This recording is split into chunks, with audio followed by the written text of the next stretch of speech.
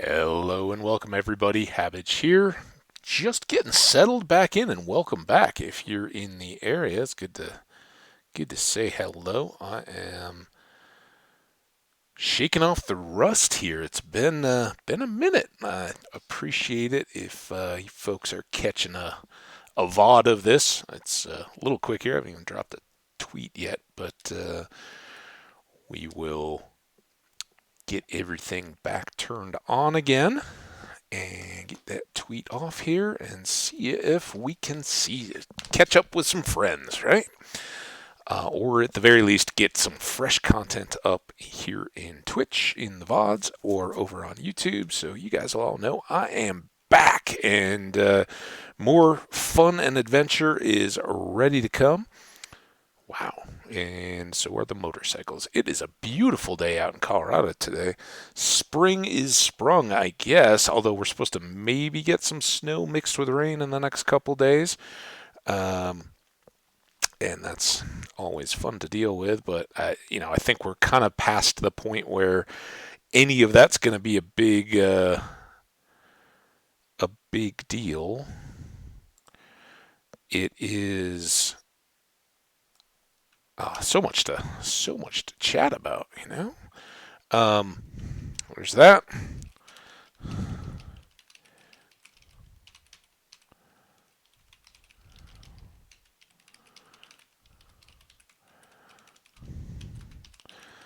Typing up this tweet here.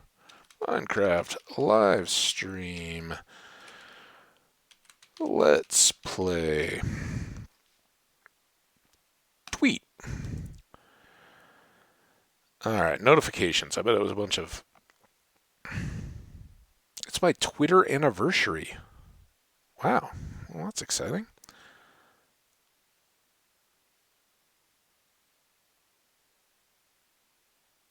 And random things retweeted my tweet. Alright, well, now I'm caught up on that. I hadn't even been into Twitter.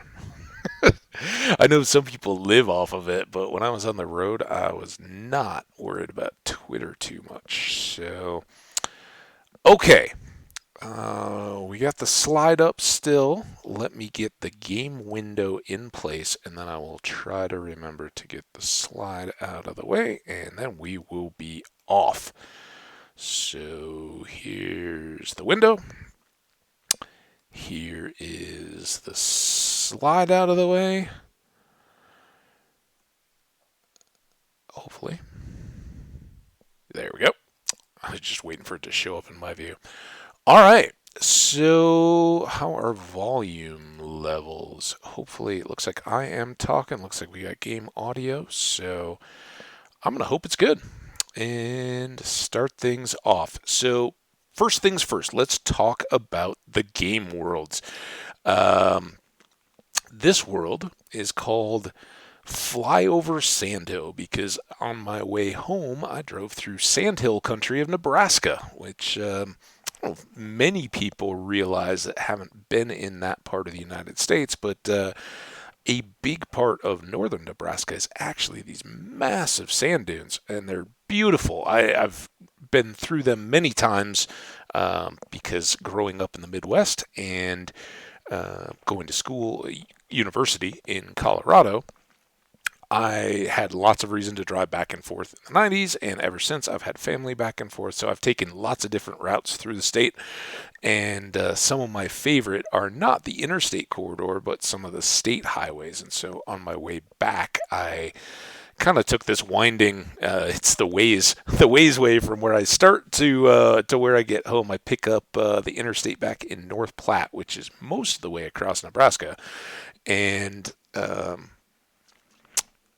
I get to see a lot of small towns and country and all that. And aside from the fact that it was windy, it was beautiful.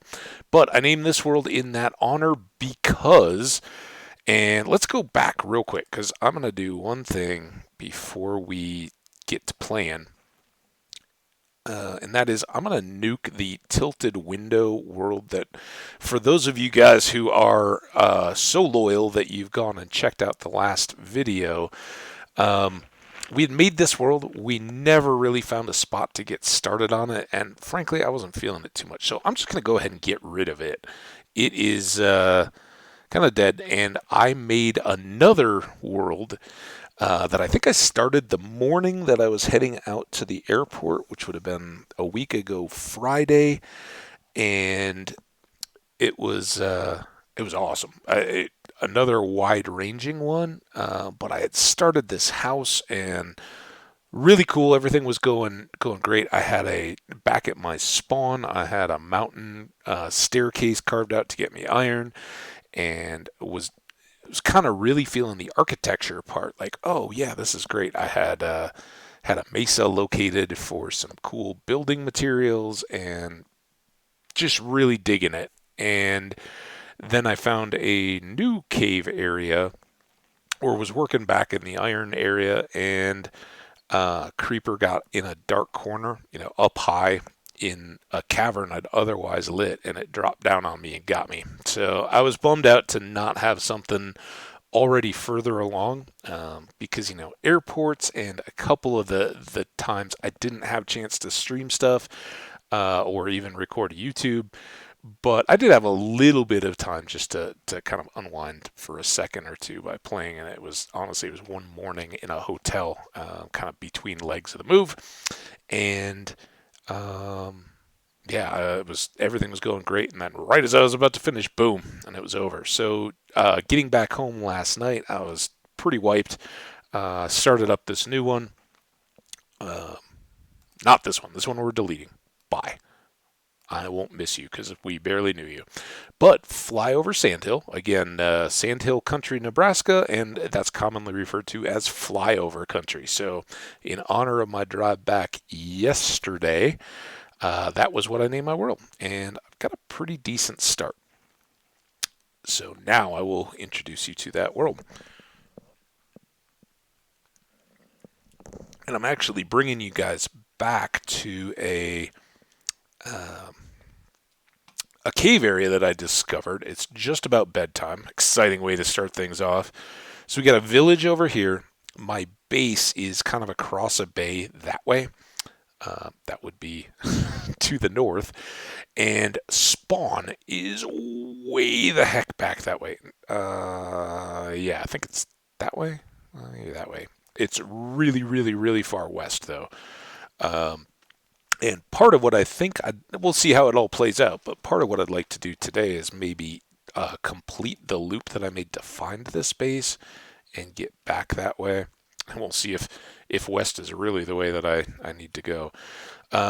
So I just discovered this, run out of stone picks, explored the village, got some, just picked up some beets that had ripened, and I didn't want the villagers to get them and their seeds back and not share with me. Um, I have potatoes back at base. I have planted some wheat and have contained cows and sheep in pens, but haven't done a whole lot. And I laid out what I think will be a cool footprint for a build if we get that far. Because honestly, I haven't done very well at that recently, have we? Have I? We, you, me, you guys are included. Even though you haven't been here for this one, I've been thinking about you guys as I've been getting going, and yeah, really happy to be back. And like I said, previous to this, I knew that this particular period. Oh man, I was just gonna cap that off and go, okay, we'll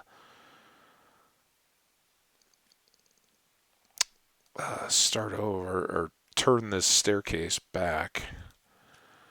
But oh, don't don't be a skelly. Look at all those mobs. My goodness. Okay, let's do this as far down as we can go. I don't know if that's going to really help spawning much, but it will give us a bit of a chance to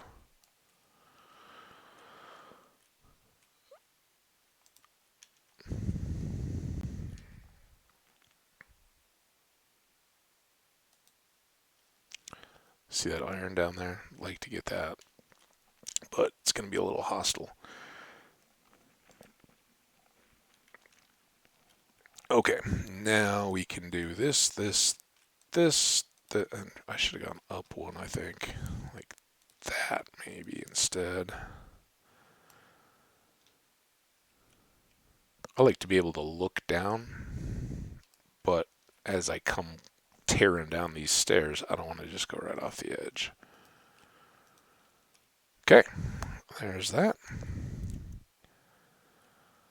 And we will proceed. This is a great little cave to get us down. As you can, or you may have noticed, there's some deep slate down there, so we're getting down to those upper layers without having to have yet done a big stairway. I do have plans to get that all built into the eventual house base, but we got some time before all that comes into play. So yeah, very relatively early, but um, haven't been speed playing this at all. Just kind of laying things out and chopping trees and getting some wood and clearing some dirt. All those things you guys probably aren't that interested in catching every second of. If you are, let me know in the comments. As we do over in YouTube land for Toe, um, I certainly could be talked into a lot of play, although it wouldn't be my first choice for what we're doing here on Twitch because sometimes you just aren't going to be streaming and want to have some Minecraft going, and that's where I like to be able to knock some stuff out in a world and then just bring you guys back. What I was kind of thinking here is as we get deeper, are those all as long as they're creepers and not skellies at the moment, I'm okay. And oh, by the way, we've got pretty good iron. I don't have huge supplies, so I haven't switched out the tools yet, but uh, ideally, if we can use this little area to good effect, that will no longer be a problem. Now, this isn't going to be great yield of iron, I don't think. Or just, we're not at that up. I seriously just put a torch where we're going to break. Good play. Like I said, little rusty.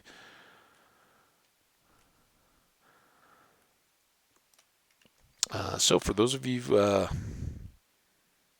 who don't know, I spent the last week and a half or so. I mean, it was about a 10-day trip, and I'm not a kid. I've kind of come to this stuff late and am in my 40s. So, I'm not a young man by any means. Not overly old either, I don't think, but that's all a state of mind.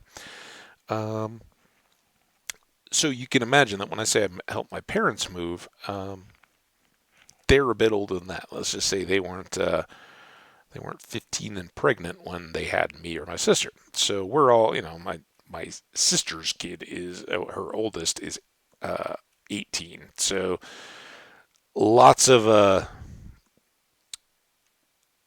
combined experience, but helping my folks move was something that let's face it, nobody moving is not fun. It's not one of those things. It's kind of like going to the dentist or buying a car or any of those kind of things that everybody, well, I guess you don't have to buy a car.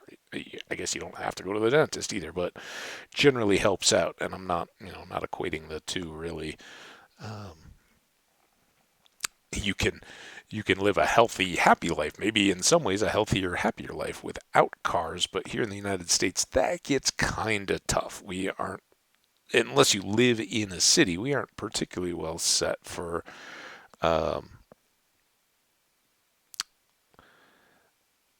moving about um, in day-to-day functions with mass transit. Sadly, I don't even know how. So anyway, moving not ideal and stressful, and when if you're so lucky to have folks that have had a good happy life and are getting up in years a little bit, but are still active and happy and relatively healthy. Um, they're, at least in my parents' case, they're still very much enjoying life and enjoying having their life. But one thing that at this point in their lives had changed. Oh boy. Okay. Is that I guess this is going to be a thing then. Oh boy. Oh come on, dude. Dude. Hey. There. Took care of you. Oh, should have took care of you. Okay. Now what happened to my awesome little staircase here? Um. That's not a part of it. Now, did I? Okay, this is still solid. So that man, he went with a pop, didn't he? It's crazy. Sometimes they take like two little pieces of cobble. That one cratered this whole area, and I don't know. Is that oh, get out? There you go.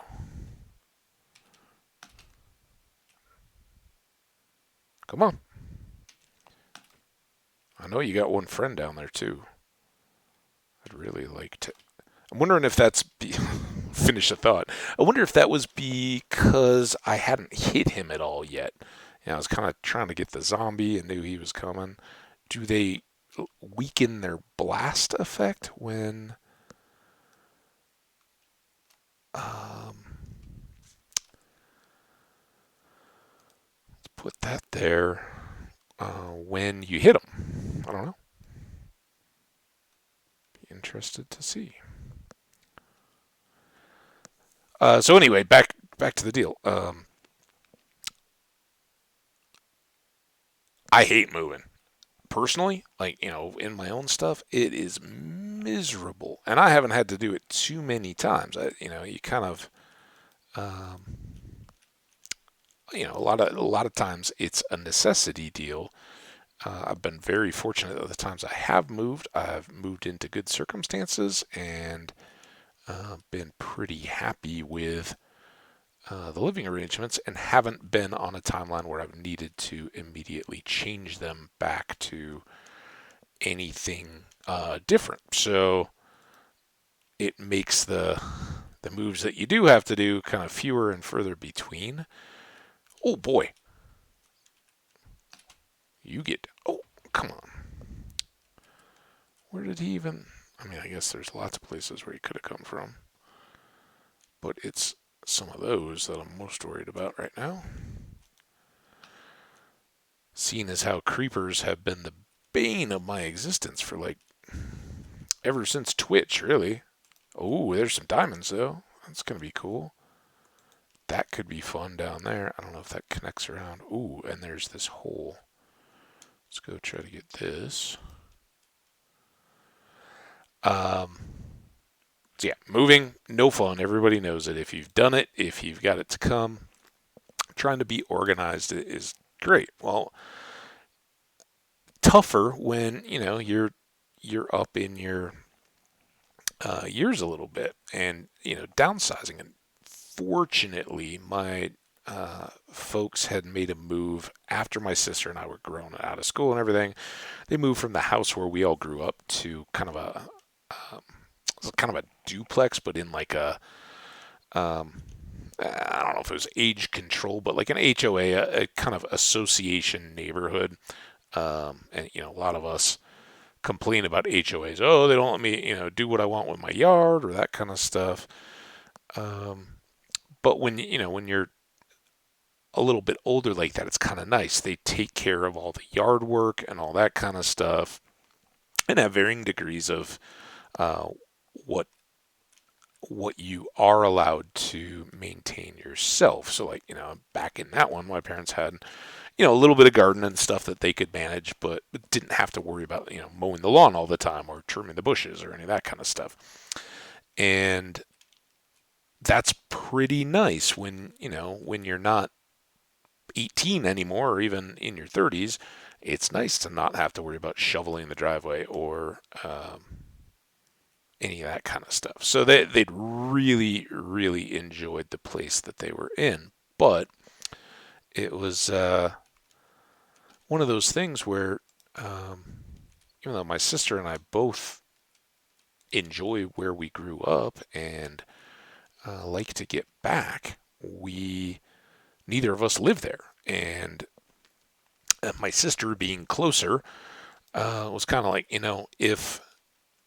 if something should happen, because as you get older, those kind of things do, but, like if somebody fell and broke a leg, whatever, and, mobility was impaired for either one of them, or they just needed some assistance or something, she was going to find it harder and harder to just be able to drop everything and go hang out with them. And that's something that, you kind of, it's a tough reality, right? It's like, oh yeah, we're all getting older, and we've got to, even you young folks, you're getting older as you go, and that's why when streamers and people are like, yeah, you got to take care of yourself, you got to do this. It's from experience. It's like, yeah, it sneaks up. Everybody says, oh, it sneaks up on you when you start getting older. Well, all that's always going on in your life. It's not just, oh, flipped a switch and now things start to happen. So that was the main, long story, TLDR, right? They wanted to be closer to my sister, and she wanted to have them closer too, just in case anything should happen. Not to mention, I don't have kids, um, but she does, and so sporting events and that kind of stuff, just being around it is kind of nice to have uh, grandparents there before all those opportunities are missed. So all in all the right reasons to do it now and to have it. And they moved to a very similar kind of new constructed place, brand new in the small town where my sister and her family live, and that's awesome. There's so many good things, but it doesn't change the fact that moving from a suburban area in a big city to a small town, mainly rural, and it's not too remote from some moderately sized cities, um, it doesn't have its own benefits, but it's a big change. That's a difference in your life and your lifestyle and what's going on, that does take some adjusting. So that part is a little intimidating. Not to mention just the whole, if you're remote and you can't be there to help, it is incredibly, surprisingly to me, stressful. Knowing that your family's going through it, any loved one, whether it's parents looking out for their kids or you guys looking out for your friends or anything like that, it is incredibly stressful when people are going through those changes and the whole moving process. Because anybody that has moved knows you're gonna, some things are gonna go wrong. It's like any big project. You're going to have some pieces of it that aren't going to go exactly the way you planned. And my parents did an amazing job of preparing for this. It's kind of been their whole deal ever since like the Christmas holidays last year. So we're now into April, so pretty much 4 months, and that was after they'd already decided they were moving and getting the place purchased and all that kind of stuff. Then they had to do everything on their side, selling their old place, saying goodbye to all their, again, if you're older, your friendships and things for those people that you're still in contact with and are, at their age, it's a reality. Some of your friends start passing away, sadly, but it's sad. You miss them, but it's also just part of life. As you get older, more and more people will have run into, be it cancer or heart disease or anything else. Um, Yeah, and just there's, you know, fewer folks in their 70s and 80s than there are in their 20s. So it's tough to say goodbye, I know, to friends that you've had for that kind of a time frame, and they've certainly got a lot of friends and all that, and so there was a big part of that, a big part of managing stuff. When you live that long, you got a lot of stuff built up, and every time you move, and that's what I was telling that, it's like you guys aren't the only ones to go, man, we have way too much stuff at the end of a move or going in, and so they'd spent months, taking stuff to donate to Goodwill or I don't know what the various organizations are, but I think pretty much everywhere has a secondhand clothing or furniture, that kind of stuff, and they made good use of donating items that could go to helping out other people. They just didn't need anymore, and some of it is just trash. You got to just get rid of some of that too. So they had done so much to be prepared, and the times that my sister came up to visit them, in the spring, she would take carloads of things back down with her, which was an advantage. But the last time that they'd moved, it had literally been a few miles, and when they had done that, they could kind of load up a car at a time, take the things over to their new place. They had an overlap, and um, go, okay, we're still sleeping at the old place, but we moved a lot of the yard stuff or whatever, those things that you don't need every day. Gotten those over to the new place so that when their actual moving day, when the beds and everything went, there wasn't dishes and all that were already taken care of. They didn't have to worry about it. So when you're moving between states, that's a lot tougher. You can't, you don't really have that option anymore. You've um, got to kind of just have a go, and you got to hire movers, and trucks. And it was eye opening to me because when I moved between states, it was right out of college. I basically loaded up a car with the stuff that I hadn't already had in town after college. And I'm gonna pause this for a second because I'm gonna take a sip. One sedan car's worth of some plastic furniture and all that. I don't even think I took, but basically you just don't have that stuff when you're getting started out. Versus the other end when you've got a lot of that kind of stuff. So it's perilous. You got to wrap everything and pack it all. Movers will do that, but saving money and knowing which things are most important to you. You kind of extra bubble wrap those or send those in a car or whatever. But there's a lot of that goes in. So I had gone out a few days before their move out date, helped them wrap and pack and all that kind of stuff through that previous weekend. My sister and her husband came up. They took down a carload when they went. I loaded up my parents' car the next day, and they went off. One day I had like an evening to see some friends. The next day was the day that like the junk hauler guy was taking a few pieces of furniture that they couldn't move or donate, and cleaning lady came to give it a once over after everything was out, and then handed over the keys, and that was kind of about it. It was done and clear. So that part that was kind of first phase of the vacation, and then second phase, I drove down the day after the kind of semi people who take like two local moving trucks, put all the stuff in, and then they take it to like a warehouse and they have to move everything onto a semi, and then that semi has to drive overnight to the new place. And then, like, one of the guys was from the same crew, and that's part of their deal. They're like, there will always be somebody that was at the loading and so you have a familiar face and all that, but that guy has to, like, ride along. He basically, goes 24 hours without much sleep, just like, all right, I got to follow the stuff and know that it's all there.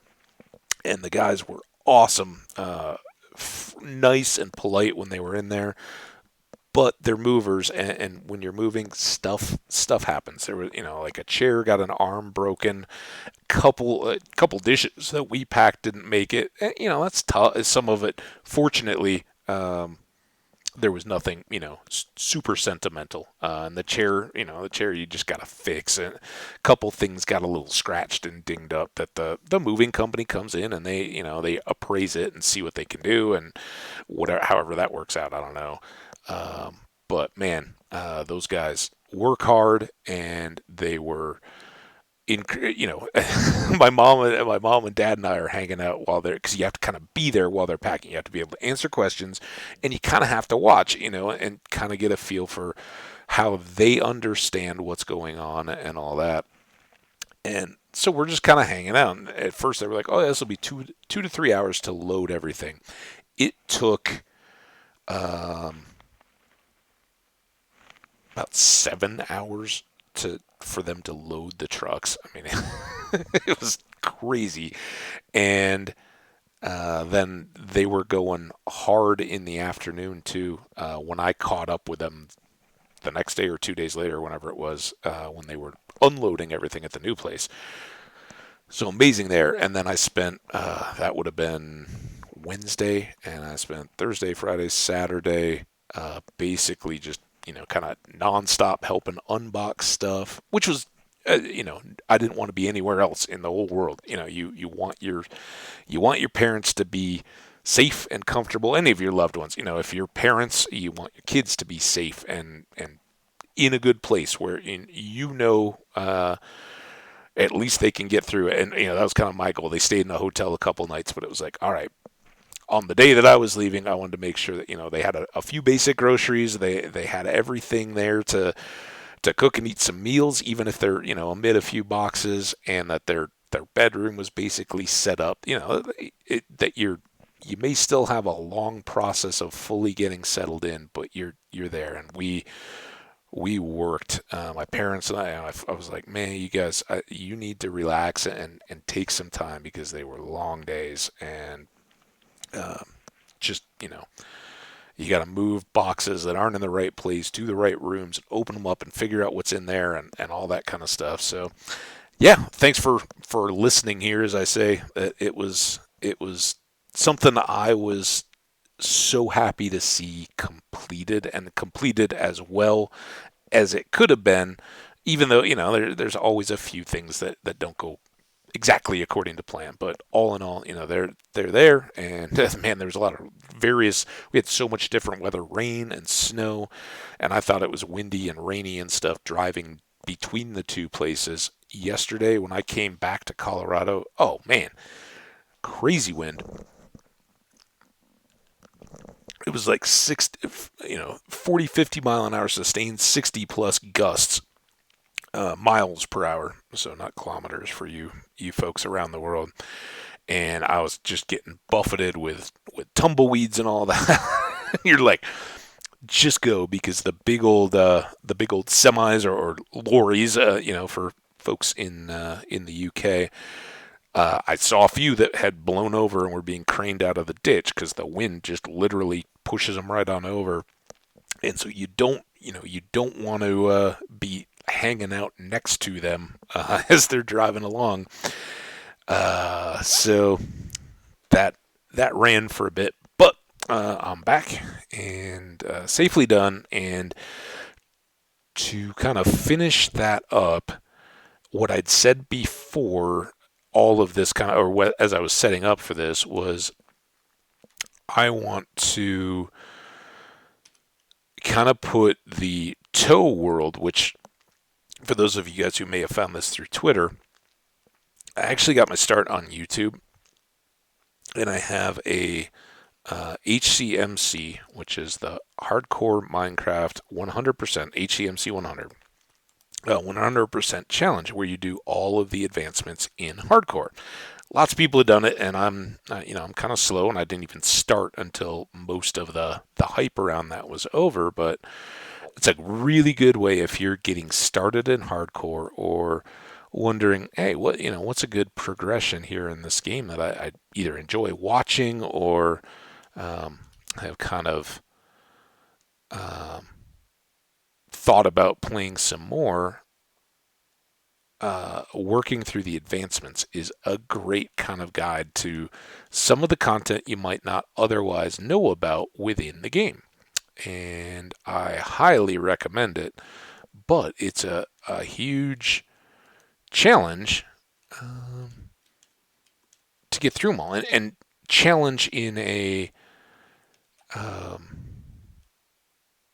gamesmanship. Like, you got to be proof. Oh, that guy's got an enchanted bow. Let's just regroup here.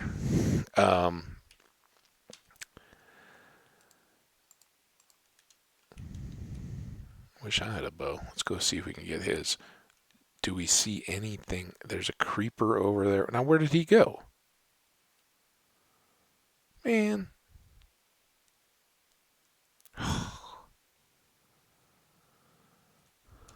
Can I come around this thing? Yes. Alright, let's do this. Part of this is just lighting for future times, but it looks like we can kind of get up high again here.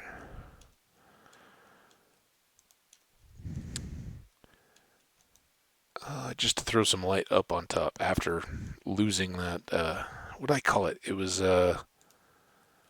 something Diggles, and I'm using the gathering pick.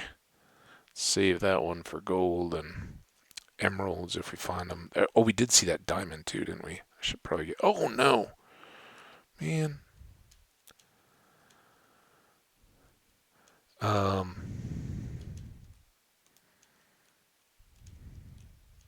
Oh, really? Spiders? I don't see anything too. This is when that enchanted bow guy is gonna reappear and knock me off with a punch bow or something.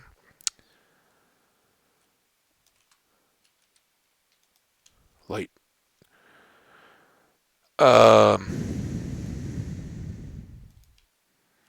Yeah, just great way to get to know the game and have a lot of fun while you're doing it.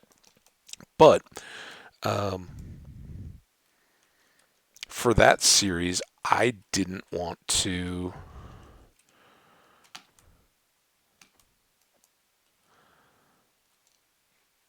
be distracted. While I was in the midst of everything else, I kind of wanted to leave that one in good hands and come back to it. So I have been, for those of you guys who do know me or are watching this over in YouTube, I have been missing Toe quite a bit, especially because the ideas I got for building like the barn and all that, those came from one of my previous trips out to see my sister with the family. And driving around and seeing like the the barns that there were a couple of them. I wasn't building any one specific one, but there's a couple around there that kind of inspired my idea of making a Midwestern United States kind of barn for that world and that base area. So that kind of got the juices flowing, I guess, to get back in there. But not quite ready yet. I really want to make sure I get and it's different there. We've got fully enchanted. Everything's kind of tip top there, so we're not in as much danger. I won't say no danger, because you're never in no danger in Minecraft. Speaking of which, let's get a torch there. Oh, and here this keeps going. This is awesome. We want caves.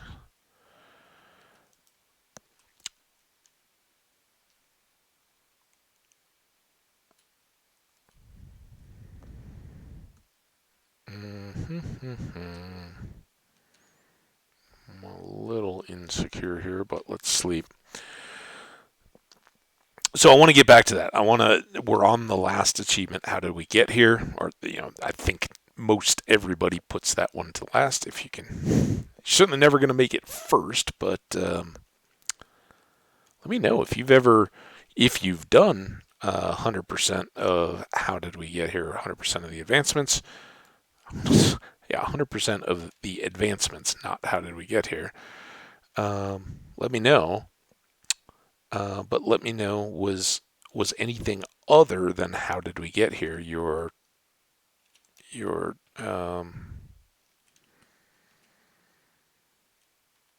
last advancement? You don't have an enchanted bow. I want your buddy with the enchanted bow.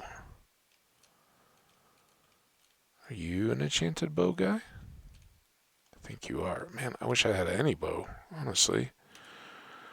Uh, okay.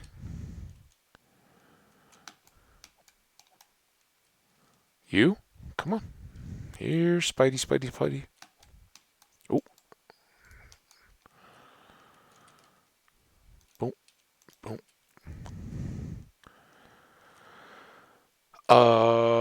Yeah. So, we will get back to that. Probably tomorrow because well, I still have to go by the tax office and get everything submitted. And today was kind of about getting the last errands run. I had to return the rental car that I'd used, and uh, last night I got in, went and got just enough quick groceries because I was wiped out to kind of get me through the evening, and then came home and I worked in this just a little bit. I was watching some, I don't know, not particularly exciting. The fact that it doesn't even stand out. I watched something on Prime, I think. No idea what. Yeah, basically just chilled. And then, okay, you are not anybody behind me. Let's get these. Oh, I got more over there. Okay, we can now eat bread. What I don't want is to. Okay, good. You're coming. Okay, keep coming. You don't have an enchanted bow either. What? Did he despawn?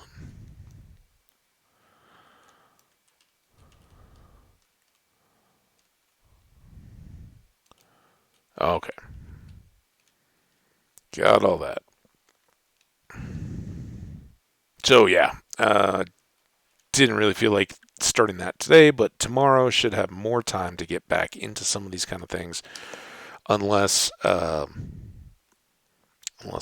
getting the tax stuff done takes longer than I expect. But hopefully that will all go smoothly, and then we will be good.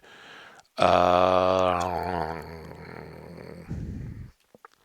and I hope that this world takes off because I'm really kind of enjoying the. I hear you, zombie. The potential of this one, at least. I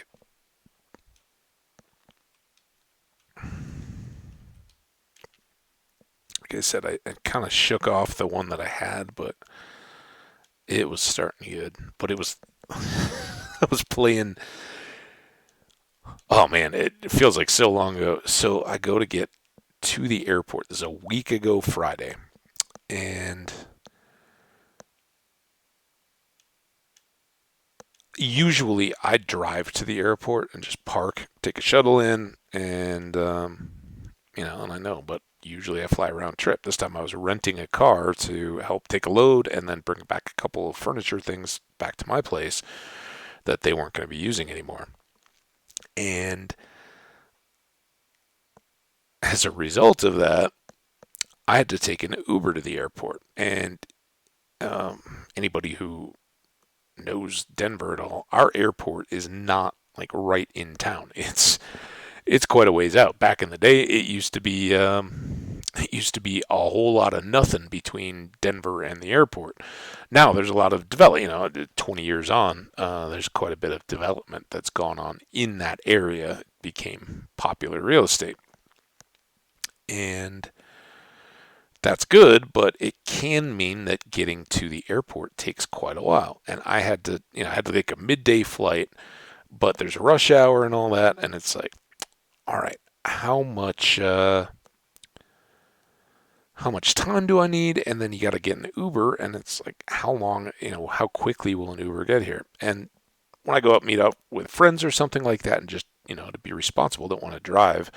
If I'm gonna have a couple beers, I I take Ubers all the time, and usually it's like a good 20 minutes in the evenings to get a ride.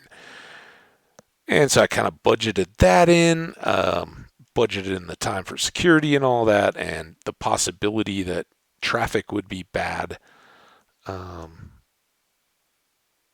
getting over there. And long and short, I ended up at the airport super early. Like so early that I went over and had like a late breakfast outside there's a hotel kind of complex built in. Before I gone through security or anything, I went to this restaurant in the hotel, had a nice little breakfast. It's awesome. But I still ended up at the gate with so much extra time that I sat down, was on my laptop, no extra mouse or anything like that, just trying to chop some trees and stuff on this whole world, and it was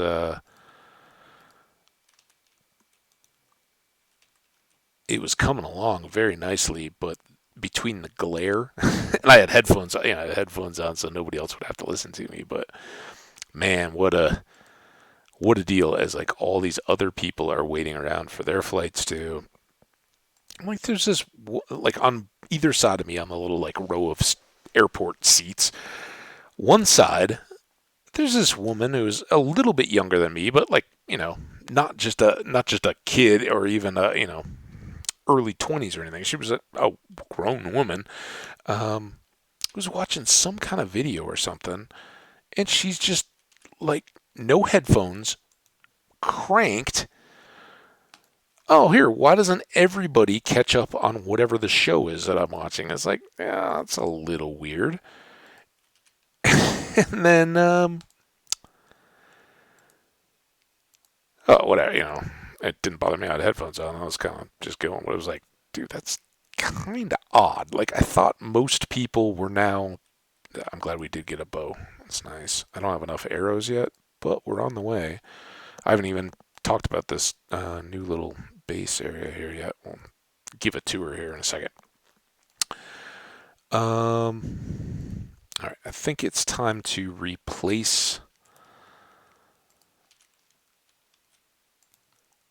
stone tools with iron. So we got 50 some cooking, and I've already got all this.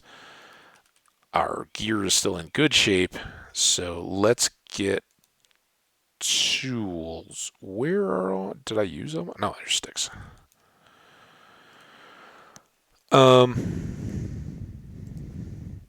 Yeah, just like I thought that was common deal to. Hey, I'm gonna be out in public with other people around. I wear headphones. Thought that was a deal, but I got this other kind of sad state of humanity, but it's a story I'll share with you guys here in just a second. Um,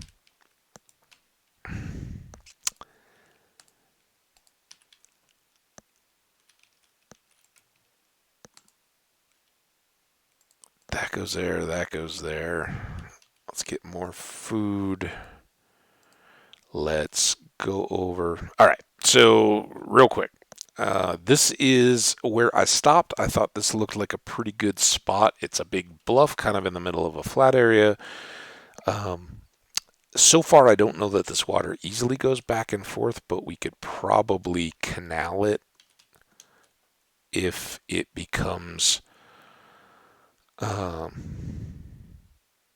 ideal to do so. In fact, I haven't even been that far over. It may loop right there in front of the jungle.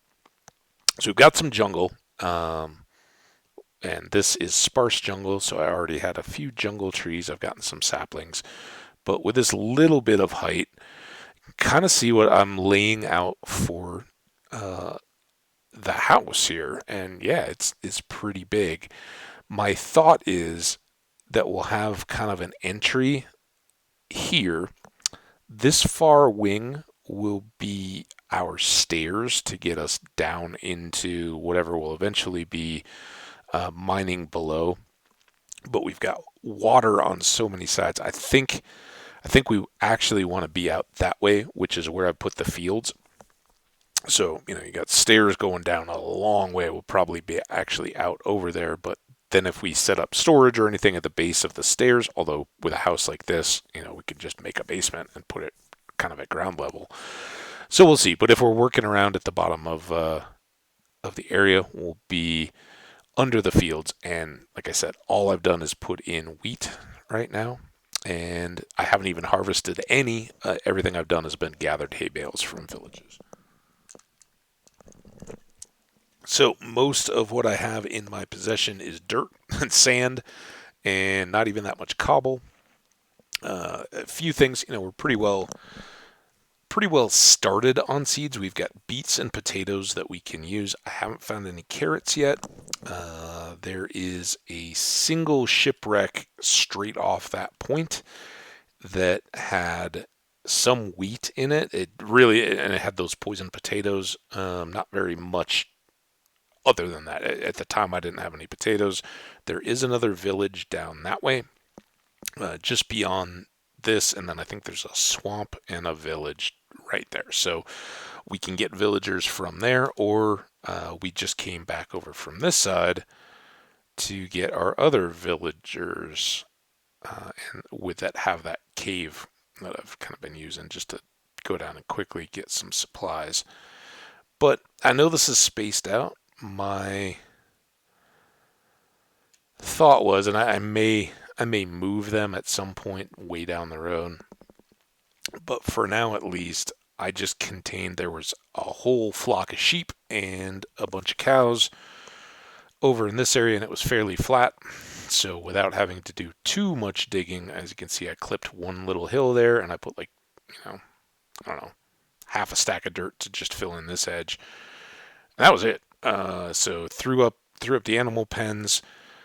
The problem, as with so many of these things, is they are not developing when we're not here. Another advantage for not having every single minute of this world on live stream. It is, when I can build a little safety hut and even AFK. Don't do that at all over on my YouTube series, but we'll hear, or we'll just come over, and if I'm watching a movie or something, just kind of rotate through feeding the animals and all that. I have, again, a little bit more hay bale food, so let's see if they are hungry now. Yes. No. There's a couple kind of off cycle, because every time I come over here, like the first two I fed are ready to eat and the others aren't. It's a big mess. And we got a bunch of sheep. I haven't even really been trying to breed them by color too much, but now maybe I can. Let's give you guys a little bit of room.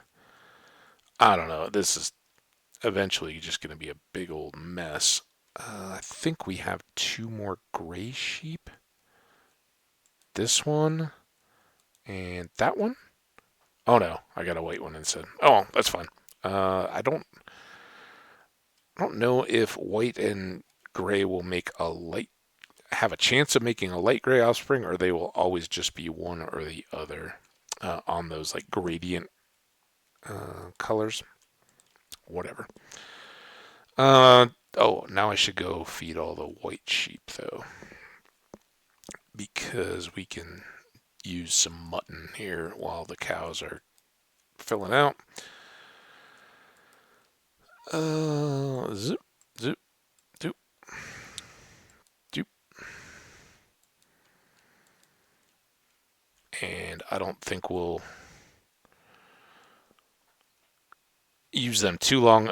Like with many others, I will probably get them up, shear them a few more times, and then just get it down to where I have breeding pairs of black, gray, and white that are in there, and leave them for the time being until I want to spend the time to get Sheep split up. Let's do this.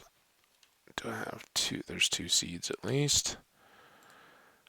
Let's take these guys because I now have a spot set up for them. Come here, little guy. Oh, don't you do that. Come on. So, yeah, for those who don't know, no mods. This is straight vanilla. I do not even have Optifine or anything running. Oh, come on, guys. Take my eye off you for 1 second. I have not seen a Wandering Trader. I've had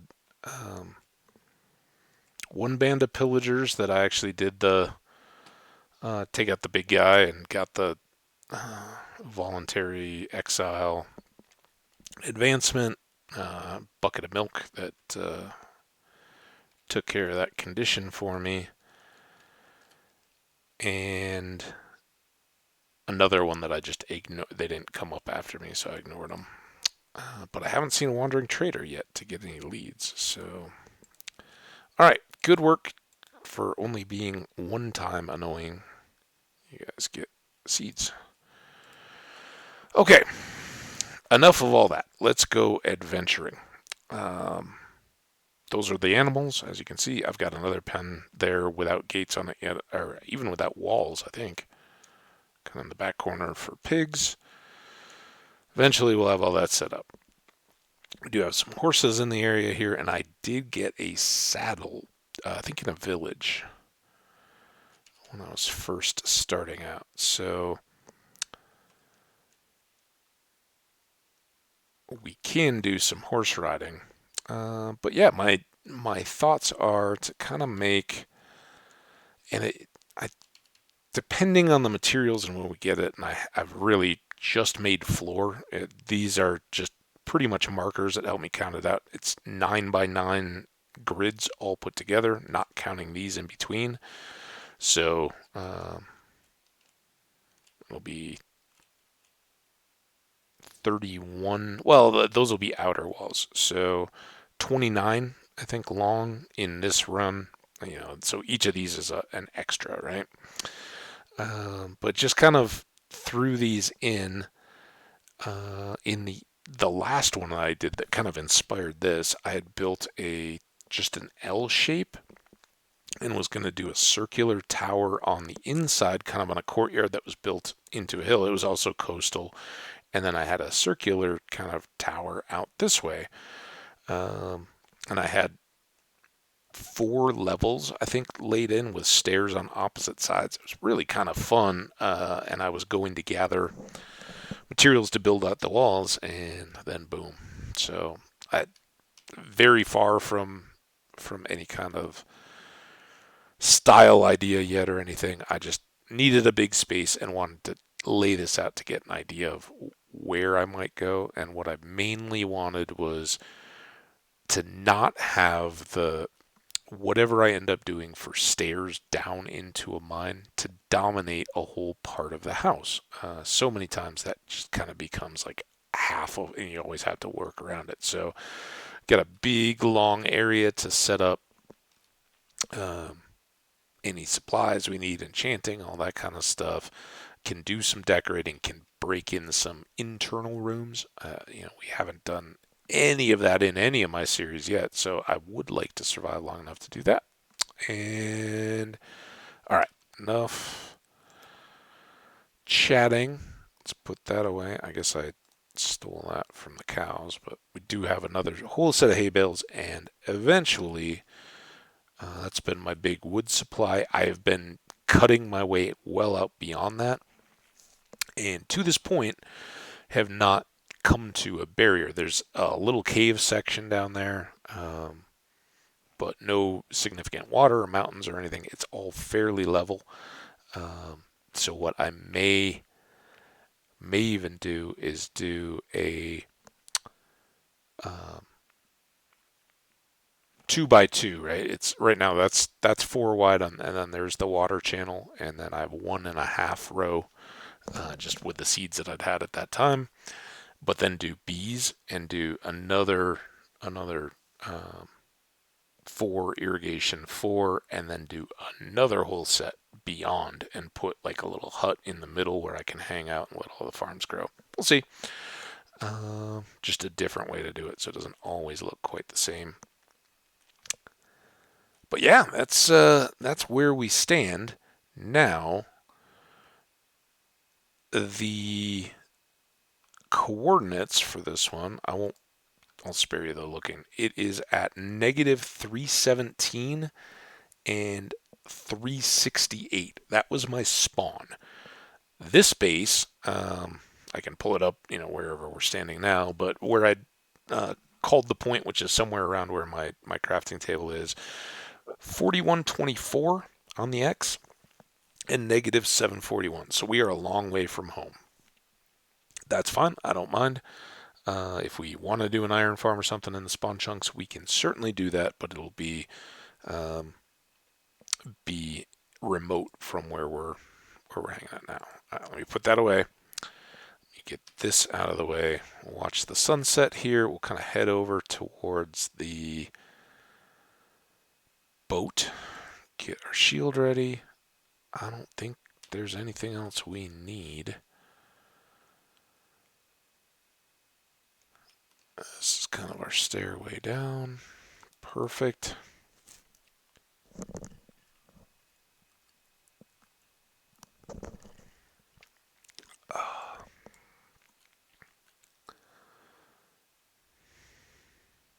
So good. Oh, so now we're all right. Let me explain a little bit first. When I finally found this landmass, I came up on that side and kind of scouted the coast to get up to here, I believe. This is where we'll check some coordinates to make sure I'm headed in the right direction. But I believe I need to keep going kind of back and around that way to get home, primarily to the west. So we should see, yeah, we're already decreasing that 4,000 on the X, and we'll need to eventually come back around that way too. But we're just kind of exploring to see what's out here. Now, I don't think that I'd been over this way, but I don't think that's another ship, is it? That's another ship. Here's the ship I did. The ship I did first was right there. I didn't even notice this one. So let's do a quick. I don't think I did. Quick little inspection. This is probably why there were no seeds in the other. Like, we gave you a food chest. There we go. There's our carrots. Fire prop pants. Oh, I gotta watch my water. Don't have res yet. Zoop. Alright. More potatoes will come in handy. I guess we can just take all this stuff. And short trip gets short. We gotta go back. Now, I really doubt that is going to get me a treasure map. And I could use one because still waiting on diamonds. And other goodies.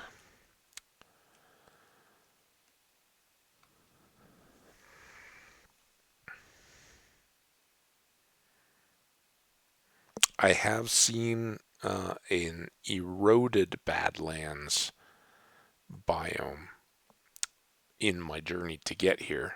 Also, massive coral ocean is kind of the dominant biome that I've had to. Hey, buddy, how you doing? We can go get some more milk.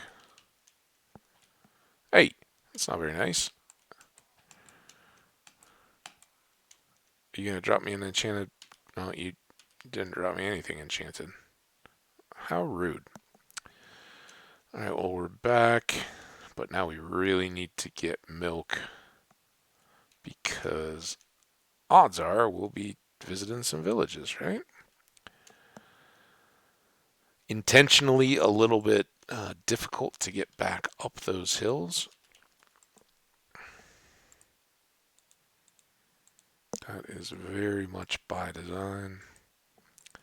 So that as I was working, things couldn't come up and blow my face off. All right. Moss. Rotten flesh. Another banner. Add to my small collection.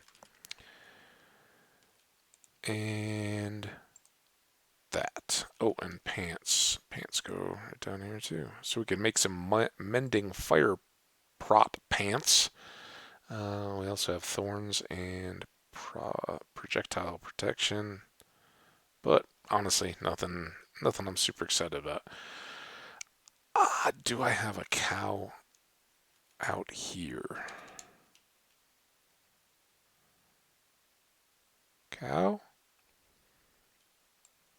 Man. This is like trying to move. you you think you're all ready to go, and then it's like, oh, but I got to do this and this and this and this and this. Yeah, we'll get going eventually.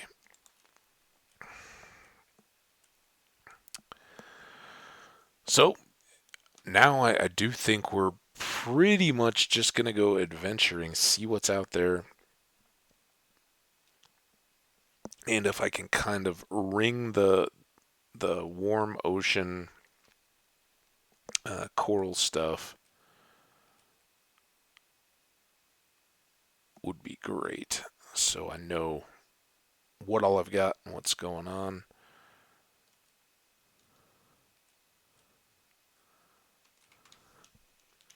And I'd like to go check out the spawn that I had was pretty nice. I guess let's take one more.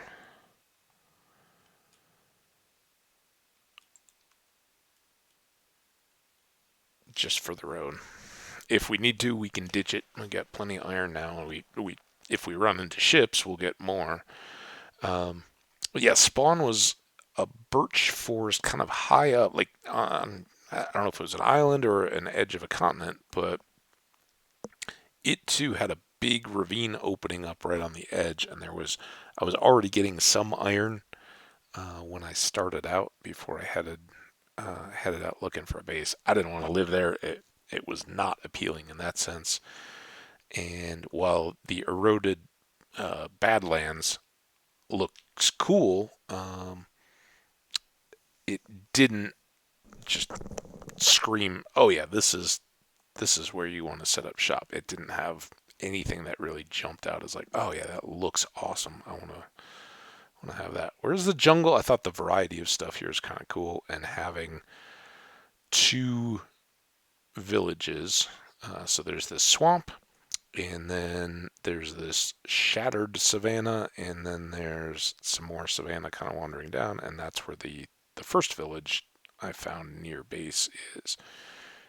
Obviously a little further away than the one just beyond my cows. So, but that's kind of nice. If one gets devastated by a rogue zombie, it means we've got some safety.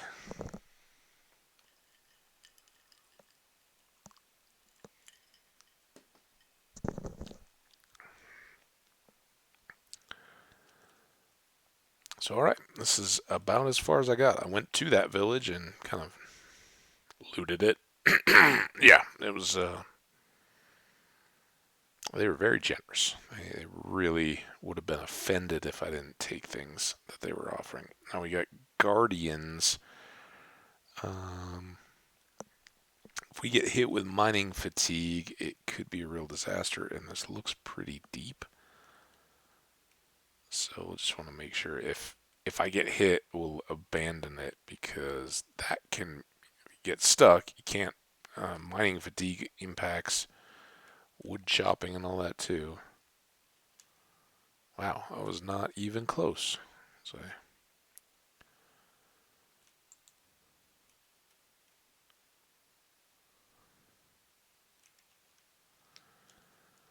all right.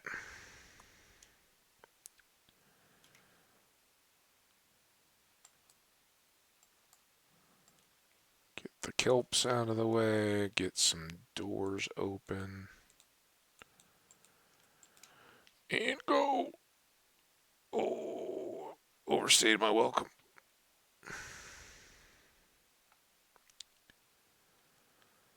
Okay, let's get all you dumb kelp.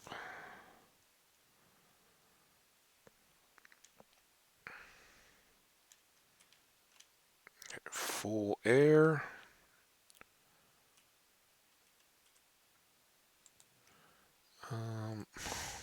No. I really don't want any of that.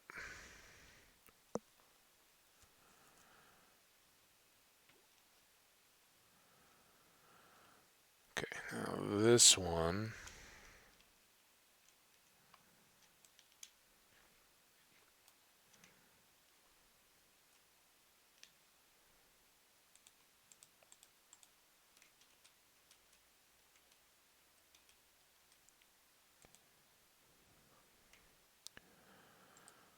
Treasure map, really the only thing I want right now. We'll put that away. Now this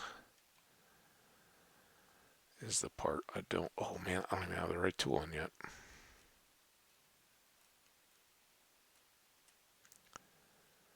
Axe. Should have switched all these out for iron.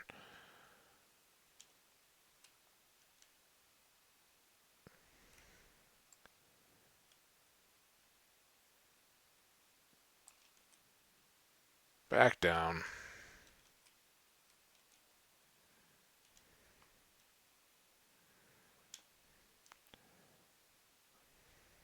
Come on, swim.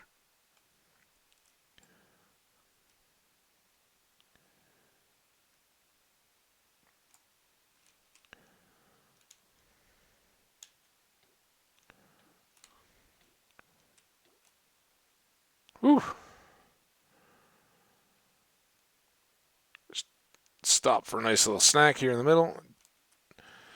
A diamond, 12 pieces of iron, some nuggets, and some emeralds. Pretty good haul. And now we get the fun of the treasure map.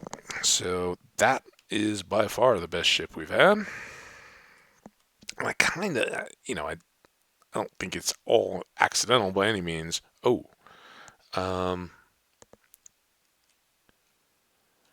that some of this is.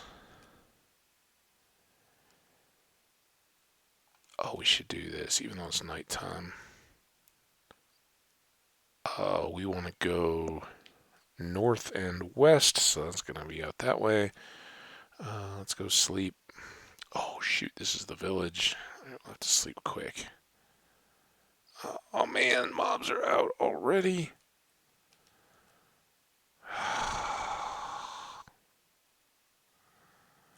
Something shallow here. There we go. Hope this isn't like. Oh, dude, I only have 6?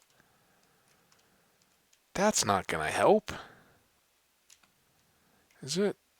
1, 2, 3, 4, 5, 6. Bed, sleep. Let's go get this treasure. Then we will backtrack back to unload again. Hey, we might as well leave this as a. Now, there was the ship. There's the deal.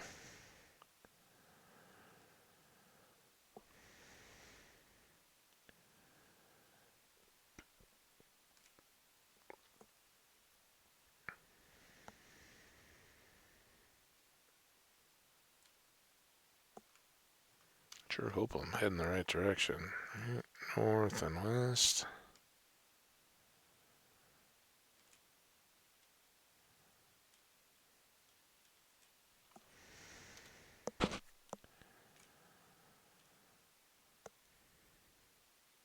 Maybe up by those trees.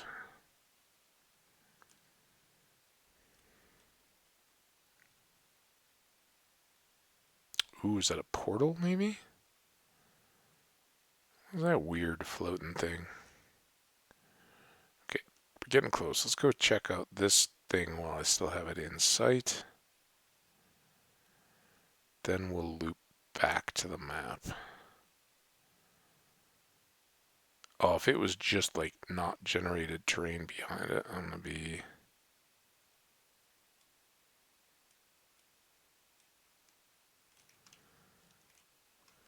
Seriously? That's what you had. Okay, game.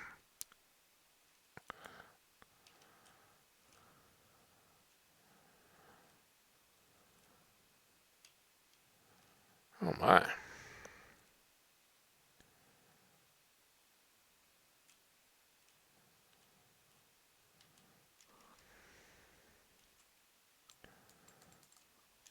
Okay, that.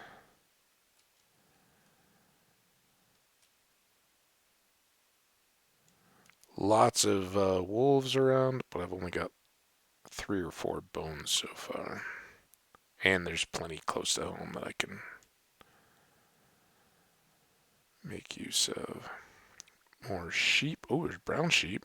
A little far to be bringing back to add to my flock. If I find a lead. Ooh, get some lava.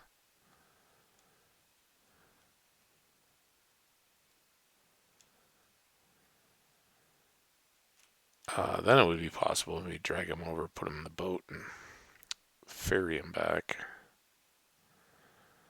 Got a desert. Good. There's our little lava pit.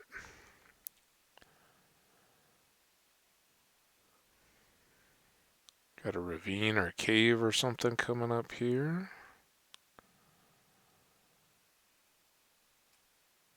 Go peek at that.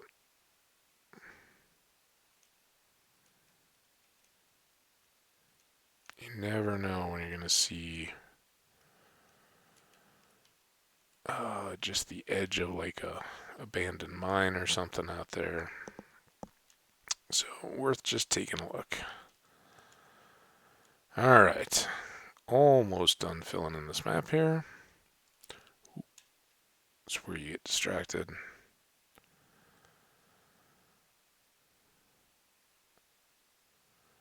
All right, map is good. We're going to be out on that point, so let's get that out of my view for a moment.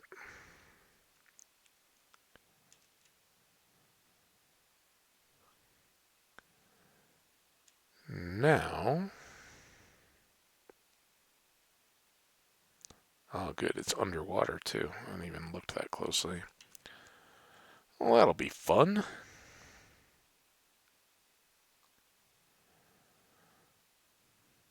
Probably out on that little shelf. We want to face north. Beep.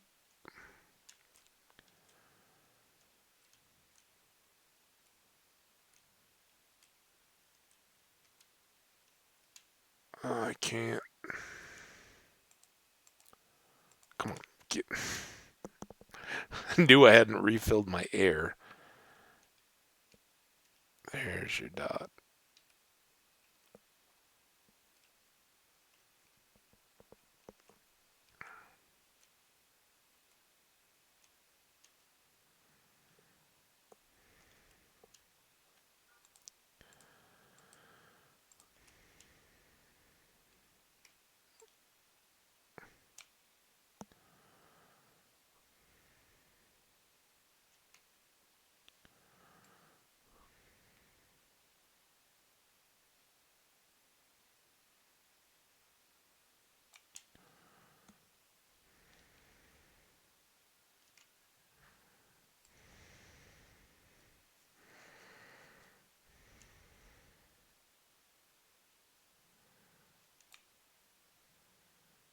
Those look like sandstone. Oh, there you are.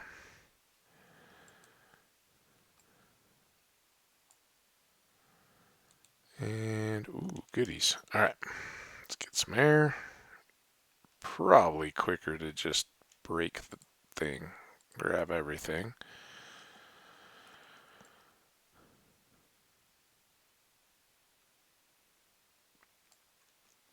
go.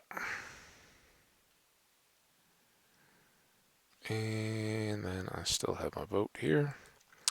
All right, so we'll backtrack once again. That gives me a chance to tell the fun story, sad state of affairs story for my trip. So while we're in the midst of this move, I get it's kind of the first couple days.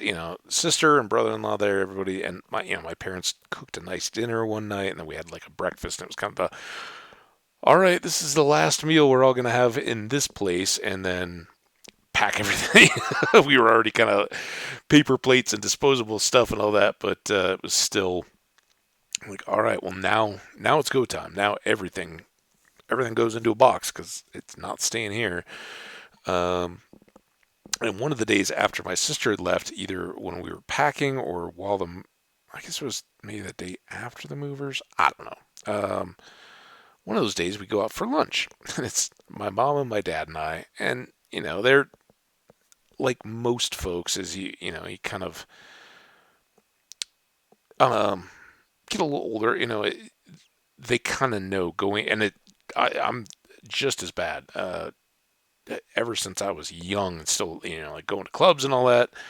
You go into a place with loud bumping music and all that, kind of dance club, bar type environment. I'd be like, hey, bunch of girls and all that to try to meet and all that. And I always found it was very difficult if I couldn't see their mouths or it wasn't the person I was watching to really follow what they were saying. And I don't have hearing impairment or anything like that. It's just something with me. I don't do well when there's multiple competing, lots of different people talking and all that. I find I rely on the visual cues of seeing, kind of, I wouldn't say I'm a lip reader or anything like that, but just seeing the mouth as it's going really helps out. I think we all rely on that. I think a lot of us, or I did, found that wearing masks when that became a deal was like oh, I didn't realize how much I relied on that. Well, my parents, are kind of, at that age, hearing aids and all that kind of stuff too. So when you're trying to manage that, it's sometimes nice to be in a restaurant that, if you can be in like a booth or something like that where you don't have voices all around, because for folks who don't know, if you have a hearing aid, it's just kind of, and they've come a long way. I remember my grandfather had one, and he was constantly like hands over the ears, and it would beep and whistle and all that kind of stuff, and he could never really hear anyway. So they're amazingly better. And if you're a person that makes hearing aids, awesome for you. They change people's lives. Glasses, contacts, and laser eye surgery and all that too. Um, Real game changers for people that are either impaired or just finally you're getting older, and that stuff's starting to not work as well as it did. That you can't take it for granted anymore.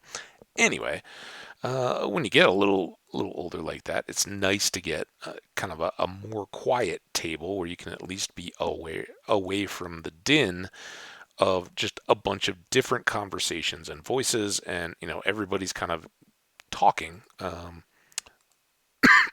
at times, excuse me, if a restaurant is loud like that, it kind of becomes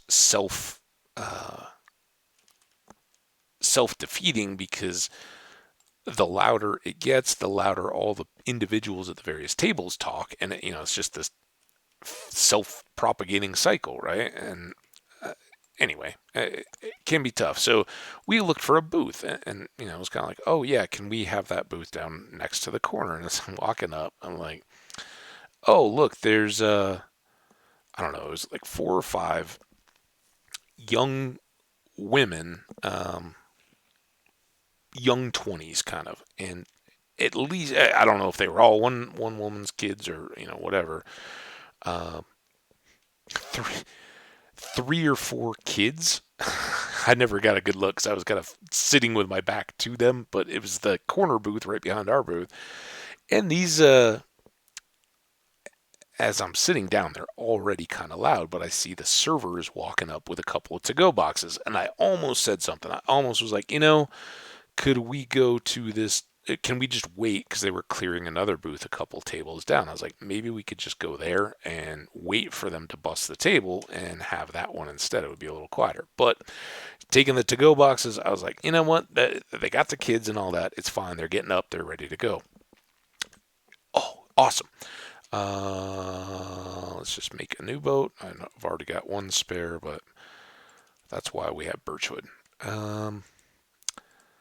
So yeah, I was like, okay, well, this is, and already it was like, these people are so loud, and like, me and my friends, when I'm not around, I know we can be a little loud too when we're out at a restaurant having a good time. The jokes or whatever, you start laughing a little bit, but it's not continuous. And if you're seeing families and stuff around, you don't, you kind of keep the profanity in check, all that kind of stuff. Well, these couple of girls, as we sat down, it was just the moms or their friends or whatever was going on, all whooping up. And this is lunchtime, and it's not like at noon. It was like at 1 or something like that. So they'd already, that was kind of why I was like, okay, well, it's going to be clearing out. It'll be no big deal.